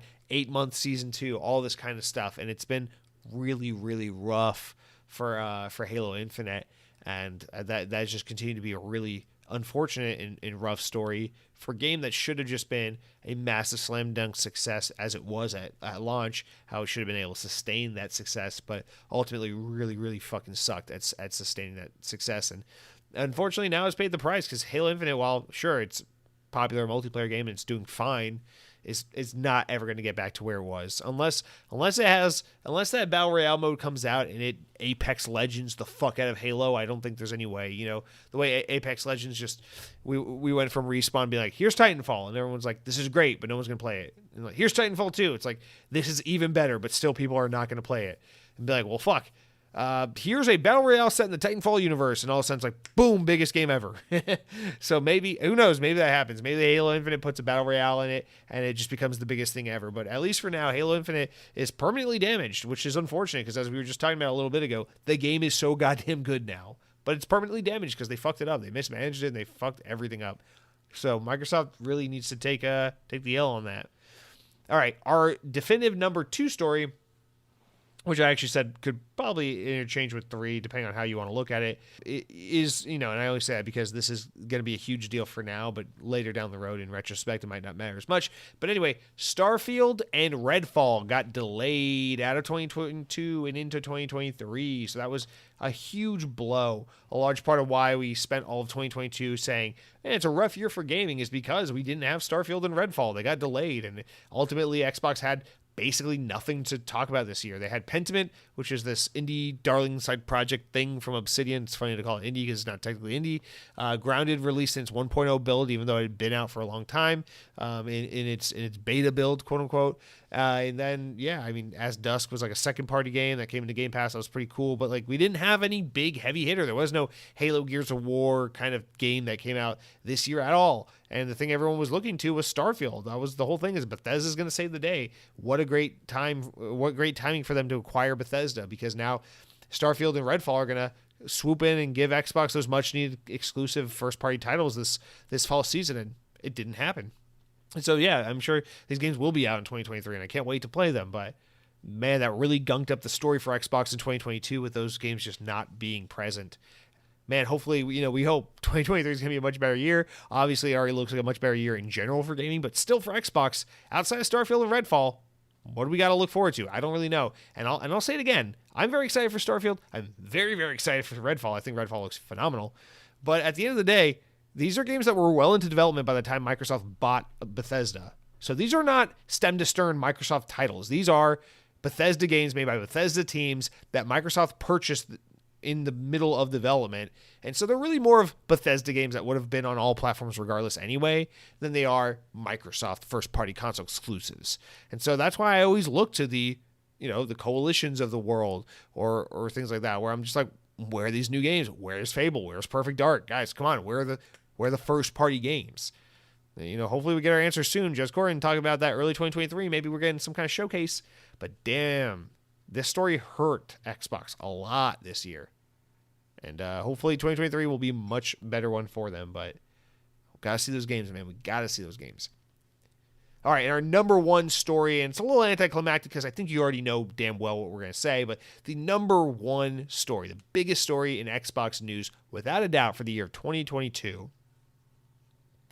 Yep, you know it. Crossfire X comes out and is actually a slam dunk game. Fuck you, it's awesome. Anyone who told you it was a bad game is stupid, doo-doo, poopy head. Yeah, no, of course, I'm kidding. No, I'm talking, of course, about Xbox agreeing to purchase Activision Blizzard for $68.7 billion. And we don't have to talk about this because I know none of us want to talk about it, but undoubtedly this is the biggest story, not only in the year 2022 for Xbox, but in the entire year of gaming, and also probably the biggest gaming story news in the past 20 years. It's just such a massive fucking news story.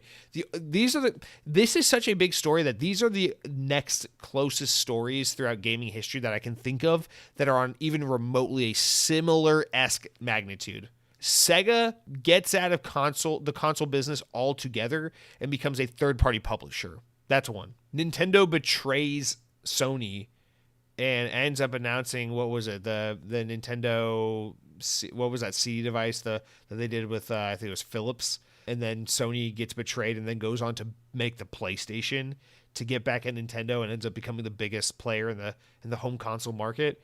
Like that, these are the level of story I'm talking about here, where it's just like, this is a thing we're going to look back on for years and years and decades to come as just like, wow, that was one of those bombshell moments in gaming history when Activision bought, or when Activision bought Microsoft. No, when Xbox agreed to buy Activision Blizzard, when they tried to buy the guys that have Call of Duty and Warcraft and StarCraft and Diablo and Guitar Hero.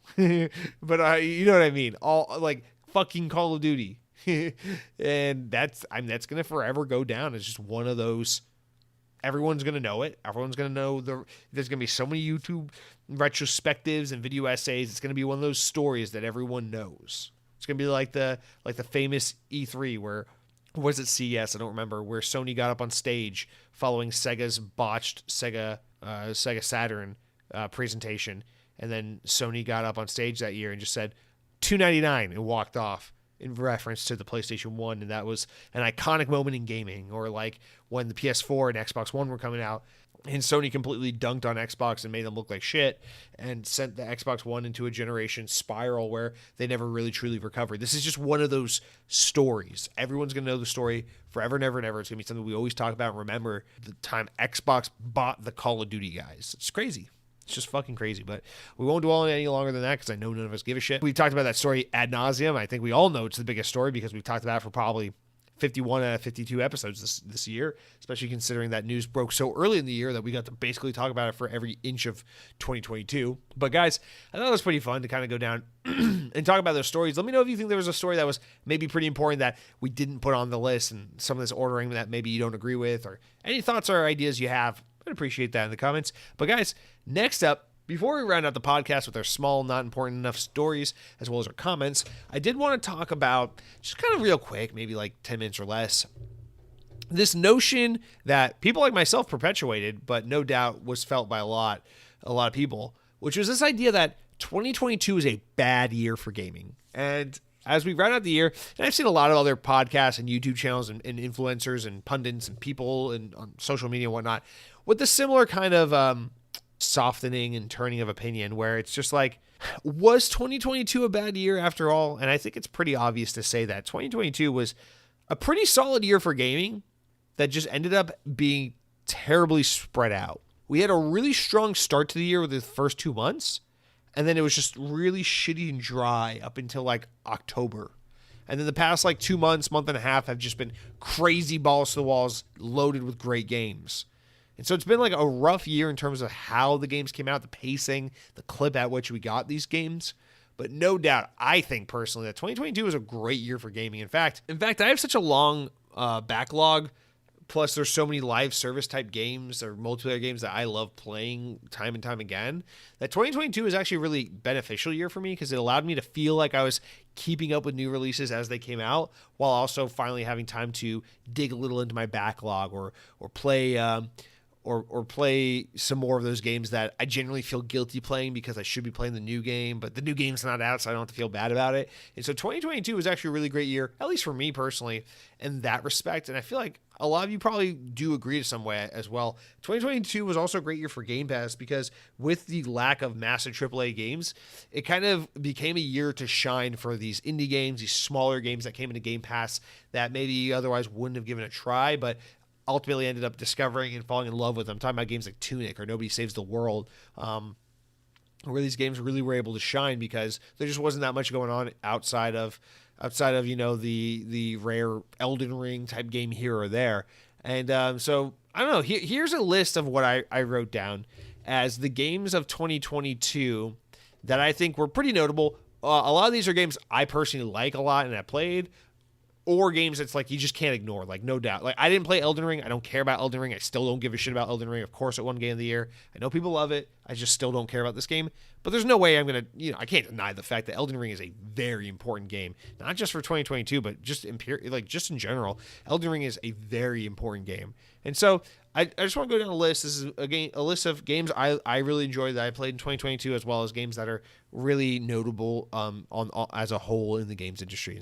And I kind of loosely put them in order of release. So we're kind of going January, December here, but it's not perfect, so just bear with me. But this is about 25 games or so I wrote down. Let's go through them in order. Rainbow Six Extraction, Nobody Saves the World, Dying Light 2, Elden Ring, Destiny the Witch Queen, Crossfire X, Tiny Tina's Wonderland, Lego Star Wars The Skywalker Saga, MLB The Show 22, Tunic, Naraka Blade Point, TMNT Shredder's Revenge, Evil Dead, Grounded, As Dusk Falls, Tinykin, Splatoon 3, I put that on there for me, that's not Xbox, but I love Splatoon, Deathloop, Proteus, Plague Tale Requiem, Overwatch 2, Gotham Knights, Modern Warfare 2, Sonic Frontiers, Evil West, Pentiment, Somerville, Vampire Survivors, Warhammer 40k Darktide, Marvel Midnight Suns, and Callisto Protocol, and High on Life. That's a pretty fucking comprehensive, long, exciting list of games. Like, if I just read all of that and you didn't find at least a single one that you're just like, yeah, shit, that's actually pretty, that's pretty good list of games.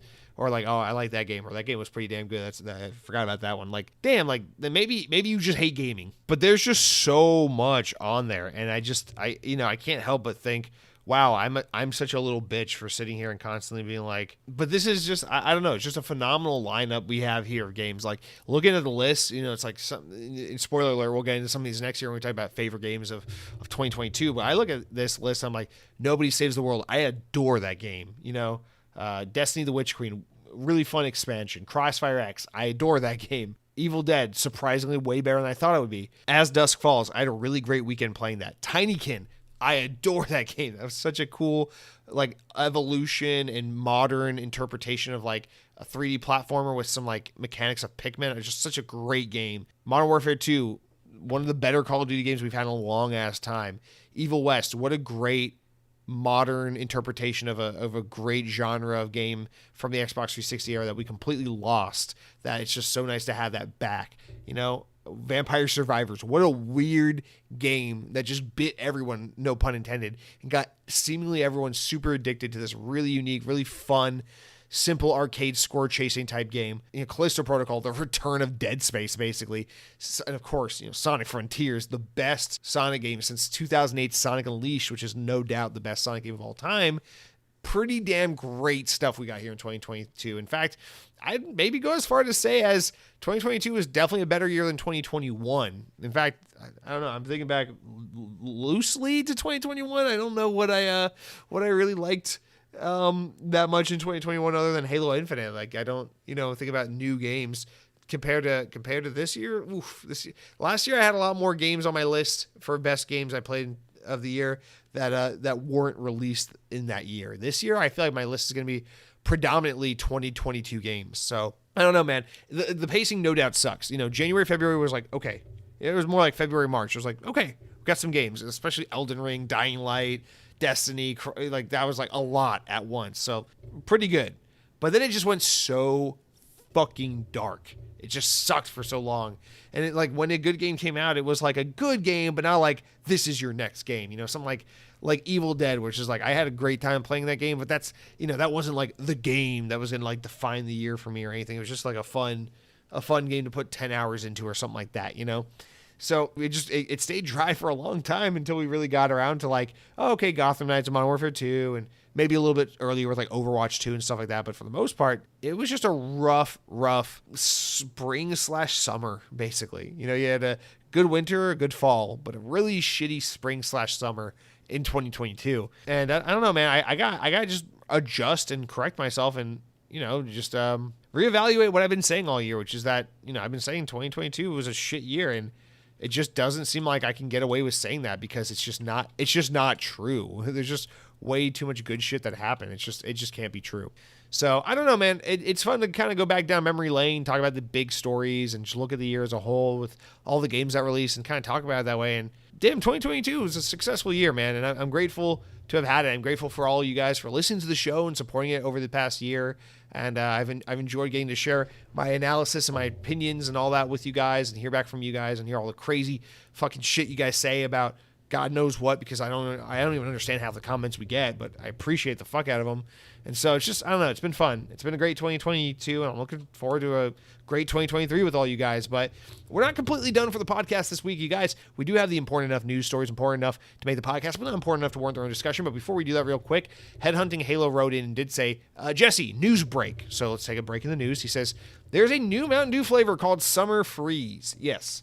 I saw Mountain Dew Kid was posting this on Instagram. Yeah, it looks like this will be the summer 2023 flavor. It is a blue flavor, so that's usually a promising sign. Very much looking forward to Mountain Dew Summer Freeze. Yeah, Mountain Dew's really hit or miss these days. They'll put out like 8 shitty flavors, then a great one, then a bad one, then an okay one, then a mediocre one. So who knows? It might be good, might be bad. But yeah, thanks for letting us know, Headhunting Halo. All right, back to the important enough news. We got a bunch of them here because I pushed so much stuff out of the actual news segment just so we wouldn't have to like talk about Activision Blizzard. But let's quickly run through these as we normally do. There's about 8 of them or so. First one is from VGC. Hideo Kojima is hoping to provide more info on his new game that he's making next year. Not Death Stranding 2, but his other game that is not fully announced and revealed. On Friday, Kojima Productions boss provided a brief update on what the studio is working on in a video message for the 7th anniversary of the company, saying the game in which he's presumably referring to as the cloud-based Xbox project that he announced back in June. He said, quote, "There's a game I've always wanted to make, and it's a completely new game, one that's never been experienced or seen before. I'm waited so long for the day I could finally start to create it." And based on the leaks from earlier in the year, Kojima's unannounced project appears to be a game called Overdose, which is a horror game. And maybe that's the game that's cloud-based for Xbox. Who knows? I really hope so. Goddamn. Hideo Kojima, give Xbox a win, please. Next up, VGC relays that Sifu will be coming to Xbox consoles and made available on Steam March 2023. The developer and publisher Slowclap confirmed. The game was released earlier in the year, back in February, on PlayStation consoles and PC, and was met with a lot of positive reception. It came back to Nintendo Switch in November. This is that cool fighting game where like you're the dude, and every time you die, you come back a little bit older. So you got to be really careful about your playstyle because you don't want to fuck up the game and get too old too early in the game because it makes it harder to fight and all that. It's an interesting game. People really love this game. I didn't look too far into it because it doesn't seem like my kind of thing, but I really appreciate the uniqueness of this game, and I wonder if it will be a Game Pass game because I feel like it's a good get for Game Pass. Next up, Windows Central relays that a couple of really important games are leaving Game Pass. So unfortunately, Scarlet Nexus and Outer Wilds will be leaving later at the end of the month. So make sure you play those games if you haven't already, guys. I cannot stress this enough. This is one of my favorite games of 2021. Scarlet Nexus, Scarlet Nexus, Scarlet Nexus. If you want to support Japanese games on Xbox, please play Scarlet Nexus. The combat in that game is so damn good. The art style is really, really cool. The enemy design is really, really interesting. The story, I enjoyed quite a bit, but maybe it's a little bit too anime for some of you. That's fine. But this game was so good. Please do not sleep on it. Scarlet Nexus, this is worth buying. This is worth playing. Good game. Sad to see it go. All right. Next up, VGC relays that the director of the Valorant series has announced that he's working now at Bungie. Speaking of Bungie, Joe Ziegler tweeted on Monday that he's joined the Destiny developer as he's already started working there. And he said, "Update. Happy to announce that my new home is at Bungie, working on some new stuff that will hopefully one day get to be played by all of you." Congrats to him. Looks like they're poaching talent for that new hero-based shooter that they've been rumored to be making. But yeah, with that said, guys, we have 4 or 5 more stories. These are all related to Activision Blizzard. So rather than sit here and dwell on it for too long, let's just read through them so we can say we did, and then move on to the comments because I got some fun comments I'm excited to get to with you guys today. And I don't want to talk about Activision Blizzard because that's not really how I want to end my year. VGC relays. This one could be really important down the road to the buyout deal, but right now I don't want to get into it. Activision Blizzard president COO is leaving the company. Daniel Allegra with the medicine, who has served in his role since 2020, will depart the company on March 31st when his current employment contract expires. He's announced that he will be joining a blockchain firm, Yuga Labs, the company behind the Bored Ape Yacht Club NFTs, as CEO. He succeeds Nicole Muniz, who will stay on as partner and strategic advisor of to the company. All right, all I can say to that is, dude, the COO of Activision is going to work with the Bored Apes guy. Normally, this is the part of the story where I say, good luck, Daniel, on whatever comes next. But, Daniel, I don't give a shit. Go fuck yourself. You're going to work on the NFT apes. Bye. No one cares. Bye-bye. Although, technically that could be... His departure could have something to do with this deal with Activision and Xbox. So this is an important story, but on a personal level, bye, ape guy. All right, next up, VGC reports. European regulators have been asking developers and publishers what Microsoft's proposed acquisition of Activision Blizzard could mean going forward, a new report claims. Reuters reports that it's seen a 91-page questionnaire written by the European Commission designed to get info from companies who are more knowledgeable on the subject, which I think is an appropriate and responsible thing to do. They said, according to the source reportedly familiar with the matter, the questionnaire was sent out earlier in the month, likely to console manufacturers, publishers, and developers and distributors who provide PC operating systems. So maybe Microsoft, they sent up Microsoft a questionnaire about Microsoft. It's claimed that the survey, which is now in response, or that is now asking for responses before Christmas, asked for recipients to exclusively exclusively for strategies they think Microsoft would be able to carry out if they were to acquire Activision Blizzard. So they're just trying to get more familiar with something that they're not super familiar with, which I respect. I think this is a good way to go about that. So, it's kind of similar. I think this is kind of a little bit like what didn't Brazil do something like this when they were going over the acquisition and then like unconditionally approved it anyway, like Saudi Arabia did. Anyway, next up, VGC also says that a group of self-identified gamers. Can you imagine being a self-identified gamer? Dude, that's like, God, that's social suicide, dude. Don't do that. Don't do that. Do not go out in public and take off your pants in front of a crowd of people and say, I self-identify as gamer. But anyway, self-identified gamers who have no friends and go to anime conventions have joined forces to sue Microsoft in a bid to stop its proposed acquisition, Activision. In a complaint via Reuters filed on Tuesday in a federal court in California, of course, California self-identified gamers, so typical. The plaintiffs argued that the $69 billion deal could substantially lessen competition or create a monopoly in violation of the Clayton Act. The private antitrust action was brought by 10-year video game players in California, New Mexico, and New Jersey. You immediately invalidate yourself once we find out you were from New Jersey. So let's move on from that. And penultimately, I almost said lastly. The UK's Competition and Market Authority, the CMA, has released a summary of the responses received from inviting members of the public to share their views on Microsoft's proposed acquisition of Activision. As of the 2,100 emails that they reviewed, around 3/4 were broadly in favor of the merger, and around 1/4 of them were against it. The CMA said that the summary of responses was published this past Wednesday, and they said no clear view was expressed for or against the merger by a small number of respondents. The CMA listed 14 views expressed in favor of the merger and 11 views expressed against it, just to kind of offer the opinions of why people are for and against, even though disproportionately people are for it. Some who argued in favor of the deal said it would allow Microsoft to better compete with Sony and Nintendo, who are bigger players in the game industry. Others said the merger would not harm the rivals because Microsoft has committed to keep Activision content like Call of Duty not exclusive. It was also argued that Microsoft plans to add Xbox games or Call of Duty to Xbox Game Pass and even Nintendo Switch, a pro-competitive move that will lower the price of accessing games for consumers. So, if your thing is all about protecting the consumer, it seems like that's a pretty pro-consumer move. And then lastly, almost done here, VGC reports that Chris Metzen has returned to Blizzard Entertainment after retiring from the company in 2016. Yeah, that's right. It's not about the It's not about the lawsuit or anything. It's about Blizzard. As announced in a tweet, John Haidt, the general manager of Warcraft, said the veteran will return as a creative advisor to Warcraft's leadership. Chris's focus will initially be on World of Warcraft, then his work will expand to other projects across the growing franchise. Metzen retired from Blizzard after being with the company for 23 years, but is now back, baby. So welcome back. Hopefully you're not bringing any stupid fucking ape NFTs with you. Thank you. Bye. All right, that's it for all of our news this week, you guys. We're done with it. Isn't it nice when we just try to pretend the Activision news isn't real? I tried. I really thought, this time of year, maybe there just won't be any news. Just people will go home. They will leave the courts. They will leave the offices. They will go home. They will spend Christmas with their son, Timmy. They will buy him an Oculus Quest 2, and they will say, son, I want you to have the childhood I never had growing up poor and by a father who hit me. And then they'll say, Dad, I love you. I don't need to escape into virtual worlds to know that you love me. I know you love me because you came home from work today and you didn't spend all goddamn day trying to sue Microsoft for buying Activision Blizzard before the communists did. And then he'd say, oh, son, and he'd put his hand on his shoulders and then sweet, wholesome moment. But no, that wasn't enough, because here we are talking, as per usual, about this fucking deal. We are mere days away from the world coming together so people can open presents and have a meal with their loved ones and family. And what do these motherfuckers want to do but talk about Activision Blizzard and Microsoft? Get a fucking life, dude. Grow up, okay? It's 2022, man. You should be spending time with the people you care about the most, not getting your nose all up in Microsoft's business. You stupid children, you stupid corn people. You're people of corn.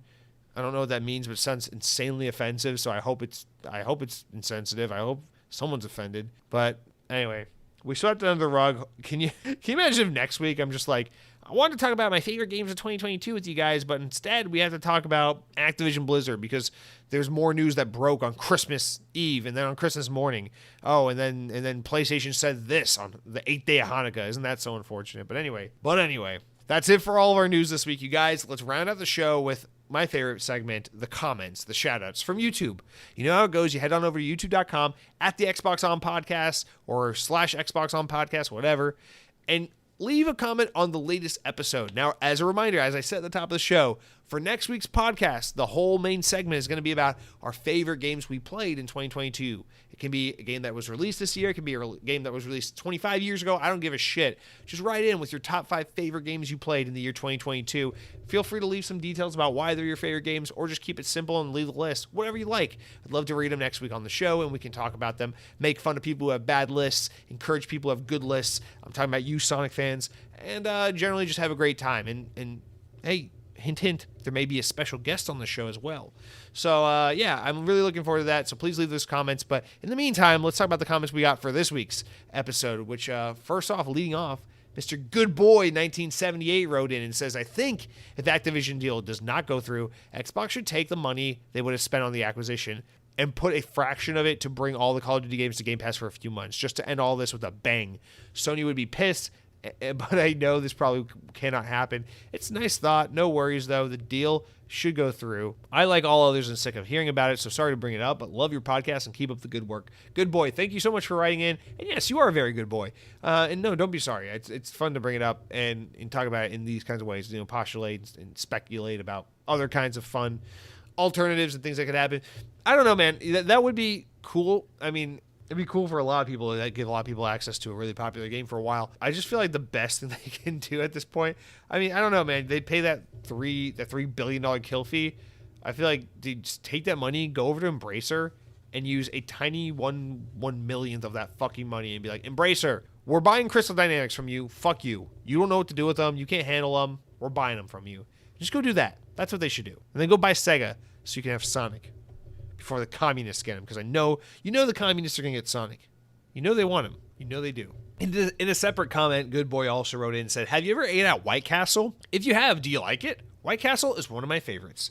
Good Boy, it's interesting that you bring this up, because I think what I'm realizing right now is we have made it through 186 episodes of Xbox On without ever having talked about White Castle. I think maybe we have talked about it before, but I don't remember a time we have. So thank you for bringing this up. This is, for a podcast that prides itself on its fast food talk, this is one quintessential fast food experience that just has never been brought up. And to answer your question, yeah, I have eaten at a White Castle. I've eaten at a White Castle a total of one time in my entire life. We didn't have them where I'm from originally, so it's not something I could have easily accessed. But in 2018, about 4 years ago, I was in Kentucky for a week. First time I'd ever been in Kentucky, and guess what? They have White Castle in Kentucky, so I made it a point. I went out of my way to try White Castle while I was in Kentucky. And I'll be honest, I've had Crystal before. Do you know what Crystal is? Do other people know what the fuck Crystal is? I don't think there are any of them here in Florida. I've never seen one here. But growing up, at least in Georgia, we had a handful of them around. They weren't super popular, but there was a handful of them growing up. And so I was accustomed to the idea of what White Castle offered through my experience eating at Crystal. And Crystal is like the same thing. It's like the sliders, the little burger sliders, the little chicken patty sliders, the fries, a little box cartridge, not cartridge, but you know what I mean, the little like square containers for your fries and stuff.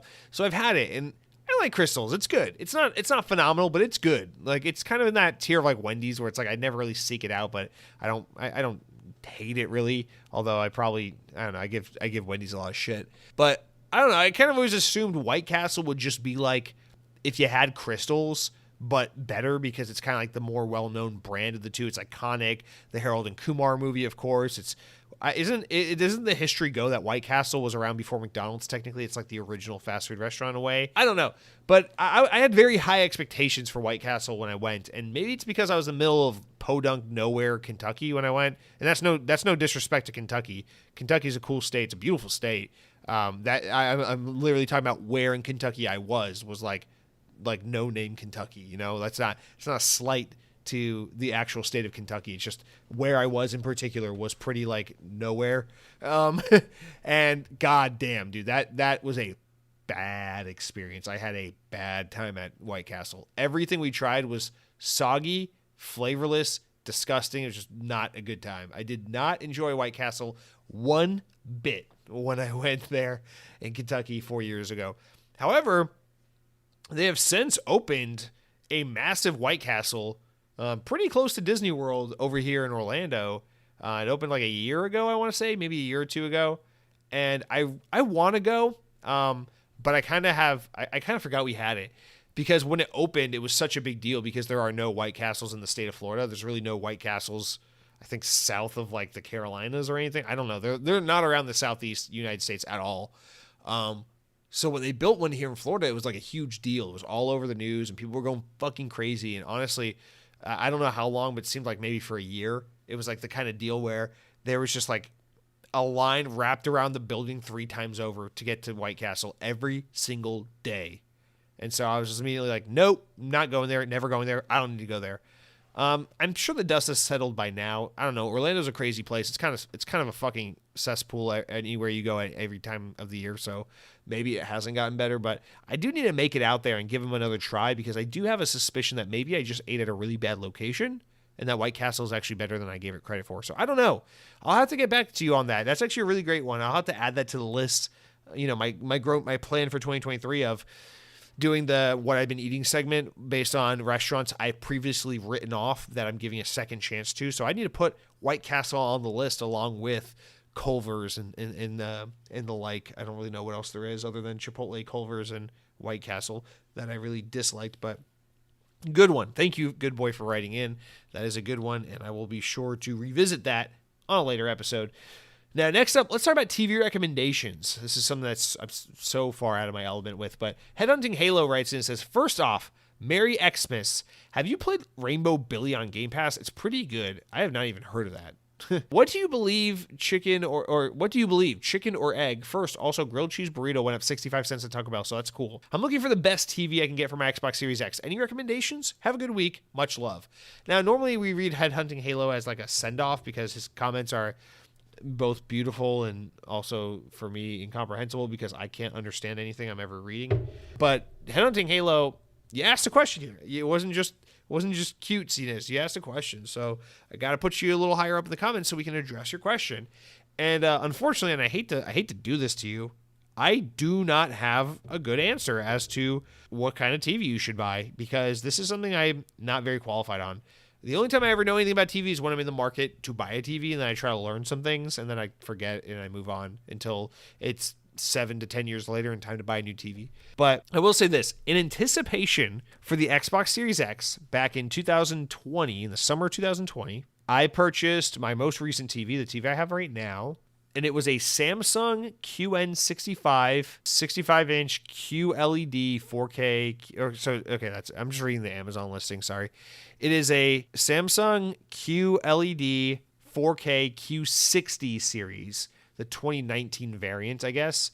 Because I bought it in like mid-2020, so it was the 2019 model. So the frustrating thing about this TV is that was right before it became standard to have HDMI 2.1 on all these newer TVs.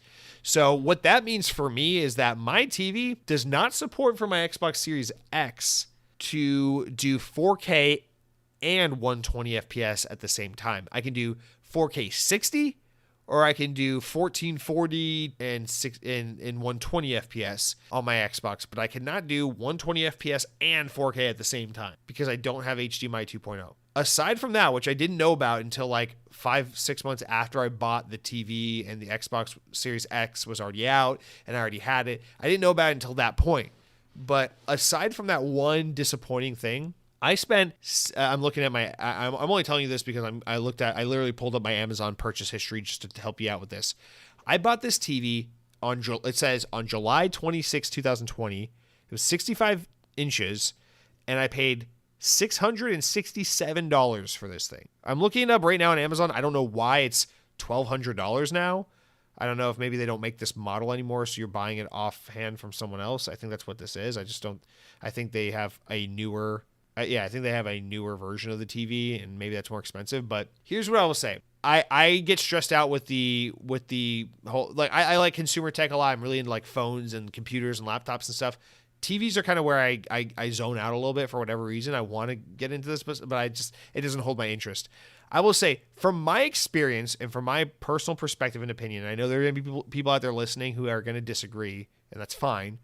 Feel free to write in with your recommendations, especially if you have more knowledge on this than I do. There are a lot of people out there who will go nitty gritty and be like, you're only going to buy a TV every 5 to 10 years, so you might as well buy the best of the best, drop $2,500, make sure you get all the bells and whistles and all the features, blah, blah, blah, blah, blah, make it look as good as it can. And, Xbox is the most powerful gaming console. I think Xbox is the console brand that no doubt tends to pull more of an audience that's more obsessive over performance and fidelity and visual quality and things like that. So I think this conversation really does lend itself in a kind of natural way to the Xbox consumer. But I am the least Xbox consumer, like Xbox centric Xbox fan you'll ever meet when it comes to this really important critical detail of like fidelity and performance, because bitch, I grew up on Nintendo. I don't give a shit, man. I was out there defending the Nintendo Wii in 2009, okay? So what do you think I give a shit about 4K 120, So I'll be honest. I'm one of those people where it's like, if the TV looks good enough, buy a TV that's got a big screen, that has a relatively great resolution and frame rate, and fucking make sure you put it in game mode when you're playing games. Don't put it in cinematic mode or whatever. That's like all my recommendation. I know people get super nitty gritty and like, oh, well, it's quantum HDR. Is it HDR10? It's like, shut the fuck up, dude. Stop. You look like a nerd and you're drooling and everyone's making fun of you. Stop. Find a TV that is within your price range. Do not push yourself.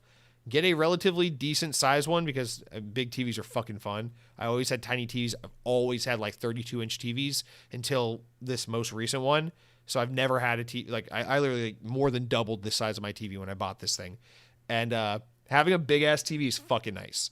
Honestly, if you got 4K, if you got some form of HDR, if you can do 60 FPS 4K, I don't fucking know, dude. It's good. It's fine.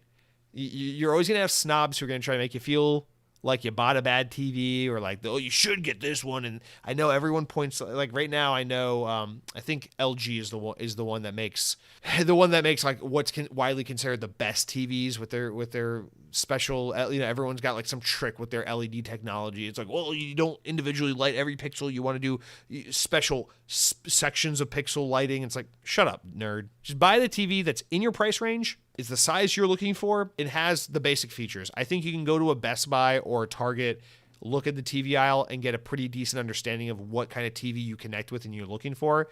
I would say pretty much any of the major brands are going to offer something solid, even, whether it's Vizio or Samsung or LG or Sony, whatever it is, dude. Just go find the one that speaks to you and is kind of in your price range.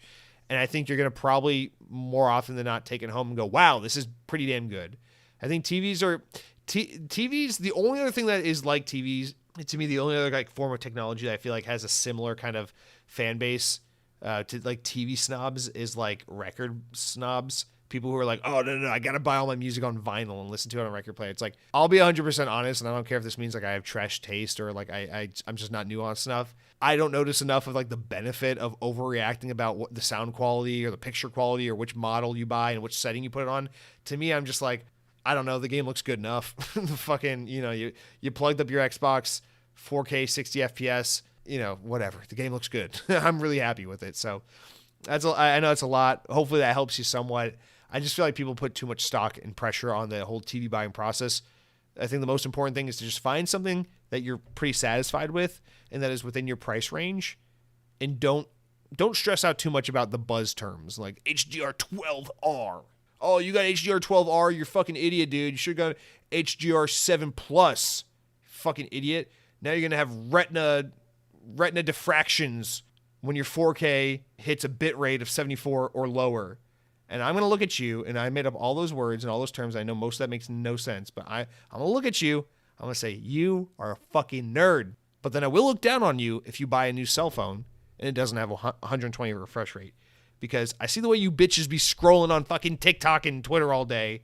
And if I see 60 frames per second on that screen, I'm going to throw up in my mouth, dude. You're disgusting. You disgust me. Let's move on with our lives. Let's talk about Halo and Burger King at the same goddamn time. No, it is not 2007. We're talking about these two things separately, not together. Clanky1 writes in, Clanky, please be a real person. Please do not be Cronky being cute and having a second account. Clanky1 writes in and says, "Hi, Jesse. I've been listening to your podcast for a few months and really love the content and format. It helps pass the time in the warehouse while picking parts." Well, thank you. I appreciate that, man. And like I said, it's always really nice to hear those kinds of comments and to know that this show, for some reason, is entertaining people or keeping them preoccupied. So I greatly appreciate it, man. Pro tip for ordering at Burger King: ask for it fresh off the broiler, and then they will cook you a fresh patty instead of pulling from those sad plastic bins they used to keep them warm. It makes the food much more edible. Also, I've been loving the new Halo updates and they've been coming out, but most of my friends have moved on to Warzone 2. Most won't even bother giving Halo another chance. I wonder how many people are in the same boat. Well, Clanky, great question, first of all. Let's attack them one by one. So in the order you bring them in. So Burger King, here's the thing. That is amazing advice, and I'm really glad you shared that because I think a lot of listeners can get something from that and probably have a better Burger King experience. So that is a legitimate pro tip that I genuinely appreciate and I had never heard of before. So seriously, thank you. That's a great tip. The problem with that tip is I am such a timid, shy, anxious person. I could never do that. It is such a reasonable request as a customer to walk into a place of business and say, "Hey, man, if it's not too much trouble, on my Whopper, can I get a fresh patty off the broiler instead of like just the pre-made ones?" And as long as you say it nice and respectfully, you're completely within your bounds to do so as a paying customer, and the guy or the person at the counter should have no problem with just being like, "Yeah, that's no problem, man. We'll do that for you." That is a completely rational and reasonable interaction to have, but I could never do that. I am so non-confrontational, and my number one objective when I am out in public, when I am a shopper, when I'm a consumer, when I'm just a stranger out in public around other people, my number one objective is to be as quiet and as out of the way and as unintrusive as humanly possible. So if I can mobile order, I'll do it. If I can purchase something without interacting with a human, I will do it. If I have to have you fuck up my order just in order for me to not have to correct you or ask you to do something or do anything that can make you remember me or think about me in any way, whether it be positive or negative, I will go way above and beyond to make sure that doesn't happen. I'm talking about going as far as like, if I order a burger with no ketchup and you give me that burger with tons of ketchup on it, I'll just throw out the burger and go somewhere else and get another meal instead of coming back and being like, you fucked up my order, because I'm so non-confrontational. And so it's not technically confrontational. Be like, "Hey, can I get a fresh patty?" That's a normal thing to ask. It's a reasonable request as a customer. But again, it's just too involved for me. I don't think I could ever possibly do that. So it is an amazing pro tip that I will probably never take advantage of. And I will continue to rail Burger King for being inconsistent in quality, despite knowing I could probably make it better by using this pro tip you provided. So thank you, but you've also burdened me with this knowledge that I will never use to my advantage. And that concerns me. Now, as for your Halo comment, yeah, man, this is what I was kind of talking about a little bit earlier in the news segment, which is it's so unfortunate for Halo because the game is finally the game we needed it to be all along. It's finally where we've been hoping it would be. I mean, the game has always been a good game. It's always been a fun game. It's always been a fundamentally fantastic Halo game. But it had so much fucked up and missing and wrong and little bits and pieces and polishing tweaks here and there that were so, it's not quite there. That for the entire year, we were just grinding our teeth and dragging this whole thing out. When is Halo going to be ready? And now the game is so good. They fixed the progression. They fixed customization a lot. They've added so many new maps, so many new playlists, so many new modes, new free battle passes, the custom browser, Forge mode, all this shit. It's the game is so good. But man, it's like everyone's moved on. We're playing Warzone 2. Modern Warfare 2 is a damn good game. I can't blame your friends. It's a really good game. And I don't even like Warzone, but I actually thought Warzone 2, the couple of matches I played, was a lot more comprehensible and fun than my experience playing Warzone 1 back in Modern Warfare 2019. So all around, dude, I mean, I'm more of a multiplayer guy, but like Modern Warfare 2 is a great game. And it came out the gate a great game. It had some issues of its own as well, but they were nowhere near as egregious as what Halo Infinite had going on. So I can't blame the consumer for moving on, for saying, Halo, you had your chance, you fucked it up. For a year, you fucked up. That's your problem. I'm going to go play Warzone because it's good time and because it's there, it's fully featured and working with a bad UI. And I can't blame it.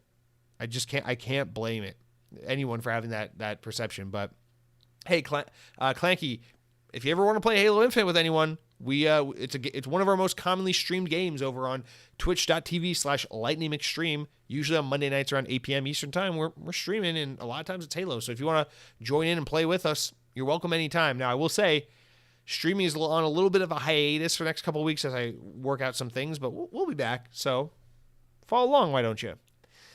Next up, Mr. Maug writes in and says, Jesse, I've been a good boy, and I've been playing more of Nobody Saves the World after procrastinating too much from playing it, but I've been a bad boy too, and went on a test drove some cars, and now I can't get the new WRX out of my head. It was much more fun than the new GTI and Integra I drove. Okay, stop. Nobody Saves the World, spoiler alert, maybe the best game. Maybe the best game of the year. It's so damn good. So I'm glad you're playing it. Really love that game. Such a fucking good game. But buddy, man, you try the new WRX, the new GTI, and the new Integra. You're supposed to buy a Subaru BRZ. The new BRZ is fucking awesome.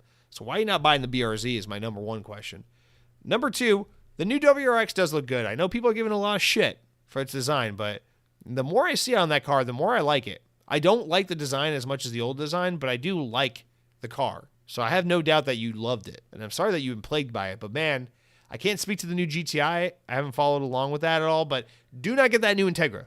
We need to take a stand. We need to tell Honda no, because Honda did a bad job with that Integra. They're milking the name for all it's worth. They're milking the fucking name. It's an Acura ILX with Integra badging. It's a Civic Si with Integra badging, and they're upcharging you an extra 10 grand to get a manual transmission. And you and I both know that's bullshit. Manual is supposed to be your bare bones, basic, cloth seat, cheap alternative. My friends listening in the UK, you know what I'm talking about. What's up, Europeans? For once, I'm being nice to you guys. You know what I'm talking about. Your manual option is supposed to be your cheap, basic option, the way God intended and the way I want as a consumer. But Honda, they're being little fuckboys, and they know that 90% of people who are going to want the new Integra are manual drivers and Honda boys, so they flipped the script, and they made the fucking, the fucking 10-speed automatic, the base model, for 32 grand, and then you got to go all the way up to like 40 grand to get the... You have to like upgrade to the Premier package and then add on a bunch of fucking tech features just to get a manual transmission. That's price gouging, and you know it. So don't support the new Integra. If the WRX is what made your heart sing, go with the WRX. But I'm a little concerned that you didn't even mention the BRZ at all in the comments. So Mr. Maug, thin ice, Mr. Buddy, Mr. Friend. Last week of the year, you got one more opportunity this year to make it up. Let's see what you have to say. All right. 2 more comments around the podcast, neither about cars, so if you didn't like that, don't worry, there will be no more of that for this week. But Cronky writes in and says, in super Xbox related news, did you see that Mercedes-Benz is introducing a subscription to allow their vehicles to accelerate faster? What the fuck? I really did think we were done with car talk. I did not, I actually forgot about this comment. I did not realize we were going to go back into car talk on our Xbox podcast, but it'll go 0 to 60 miles 0 to 60 1 second faster. It's like 100 a month or something. I pray to God that consumers reject this crap, because it would just be the end of the world if we go down this road. No pun intended, right? Yeah, that is kind of bullshit. The idea of unlocking features in your vehicle that you've already purchased to make it do things that it otherwise wouldn't do unless you subscribe. The future's fun, dude. Let's do it. Way the Lao has our last comment of the week. Way the Lao, enlighten us. Usually you're one of our first commenters, so let's give you the floor. Let's give you the stage to round it out and to send us home. Way the Lao says, hello, everyone. Hope you're doing well this week, Jesse. Don't worry about getting back to streaming so quick. Take some time and relax. Do something with your girlfriend. Enjoy. Play that Crossfire game you like so much. You say, play that Crossfire W game you love so much. Fuck you. Thank you. Also, might I suggest to the Xbox On community the first few seasons of The Simpsons to tide you over in these trying holiday times. I'm really, really, really tired of hearing about Activision Blizzard King. Can we talk about Taco Bell instead? Yes. I try. I tell you what, I made some fried chicken the other night after I was done managing my arms from the grease popping and scalding my arms. I ate it and it was amazing, guys. I'm honest. I was really stoked about Armored Core and the new Spider-Man game, because it actually looks like the game I would play, because too many side missions and give you diabetes like Jesse. Well, anyway, too many side missions can give you diabetes like Jesse. Well, anyways, take care. Merry Christmas. And, that is an untrue fact that will probably be true in time. Well, anyways, take care and Merry Christmas and all that stuff. I've come up with my new name for you and Cronky. It's Dronky. Nah, just kidding. I'll let that joke die. Take care. Best wishes. Merry Christmas, Way Loud. Happy holidays and Merry Christmas and one and all. what am I supposed to take out of this comment? I appreciate the kind words, man. Yeah, like I said earlier, the stream is on hold for a little bit while I'll be honest, I'm just trying to I like streaming a lot. I really appreciate being able to hang out with you guys and chat it up and play games together and stuff. But I'm trying to be more judicious about my free time and try to use it to be more productive and to create things I can put out into the world. Streaming doesn't feel like a creative outlet. It feels like a social opportunity. And so while I enjoy streaming, it just, to be quite honest, it doesn't make a whole lot of sense for me to do it if I'm trying to grow the Xbox On brand and community, because my Twitch stream doesn't attract a lot of attention. It hasn't grown at all, if I'm just being blatantly honest. And additionally, I feel more fulfilled when I'm creating stuff, like putting things out there into the world. So even if it is a stupid YouTube video, a stupid YouTube poop video that it has some cheap laughs and isn't really all that noteworthy, I do feel a sense of reward and happiness when I'm creating stuff. So I'm trying to spend more time doing YouTube videos or working on music. I've been trying to work on fucking music all year, and to little success. I was supposed to have a new theme song written for the podcast by this time, but that sure as hell ain't ready right now. So I don't know. I've been trying to do this thing where I take a week to really focus on video creation and take a week to focus on music creation, where I just force myself to sit down after work every night and work on this for at least 2 hours. And it's actually been really easy to stick to the schedule because I'm really enjoying it. I'm having a lot of fun, especially with the diversity of switching between the two creative gears. But I mean, it's eaten into my ability to stream, and it's eaten into my ability to play games on the weekdays. I'm just really only playing games on Friday and Saturday and Sunday at this point because of this new schedule. But at the same time, I don't want to ruin the flow, because right now I'm really enjoying what I'm doing, and so I'm going to keep doing that. So I appreciate you being understanding and supportive, man. No, genuinely, that does mean a lot. And also, congrats on that fried chicken, because it sounds good. I love fried chicken. I made some fried chicken earlier this week, but it was in an air fryer, and it turned out just okay. So I feel like your traditionally fried chicken probably would have been much better. So now you're making me jealous. Now you're making me hungry. And you're foreshadowing my inevitable descent into diabetes, which is funny. And I'm glad you're excited about Armored Core and Spider-Man. I am excited about Spider-Man, no doubt. And I'm interested in Armored Core. Although wondering why people, I don't know, I just feel we didn't see enough of it just yet. But I am interested, because if there's something From Software does, Armored Core is probably more my speed than Dark Souls. So maybe this could be my in to appreciate something that team does. But thank you for writing in, Wade Lau. Thank you, everyone, for writing in. And since we won't meet again until after Christmas, Merry Christmas to all of you applies to. Happy Kwanzaa, Happy Hanukkah, whatever it is you celebrate. If you celebrate nothing, season's greetings, Happy Holidays. Just have a great week. I know a lot of you guys will probably be working like I am without any days off, or without any holiday breaks or anything like that. So appreciate your work. Appreciate all the effort you guys put in. Stay strong. Hopefully have some good podcasts to keep you busy and entertained. I know I got a couple loaded up. And you guys take care. Eat some good food. Play some video games. Hang out with your families. Tell someone you love them. Buy them something nice. And then buy yourself something nicer, because you love yourself more. How can you love someone else if you don't love yourself? You know what I mean? But all joking aside, have a great week. And until next week, we'll meet one more time in 2022. And then it's off to a brand new year of probably just Activision Blizzard updates, unfortunately. But until then, power your dreams.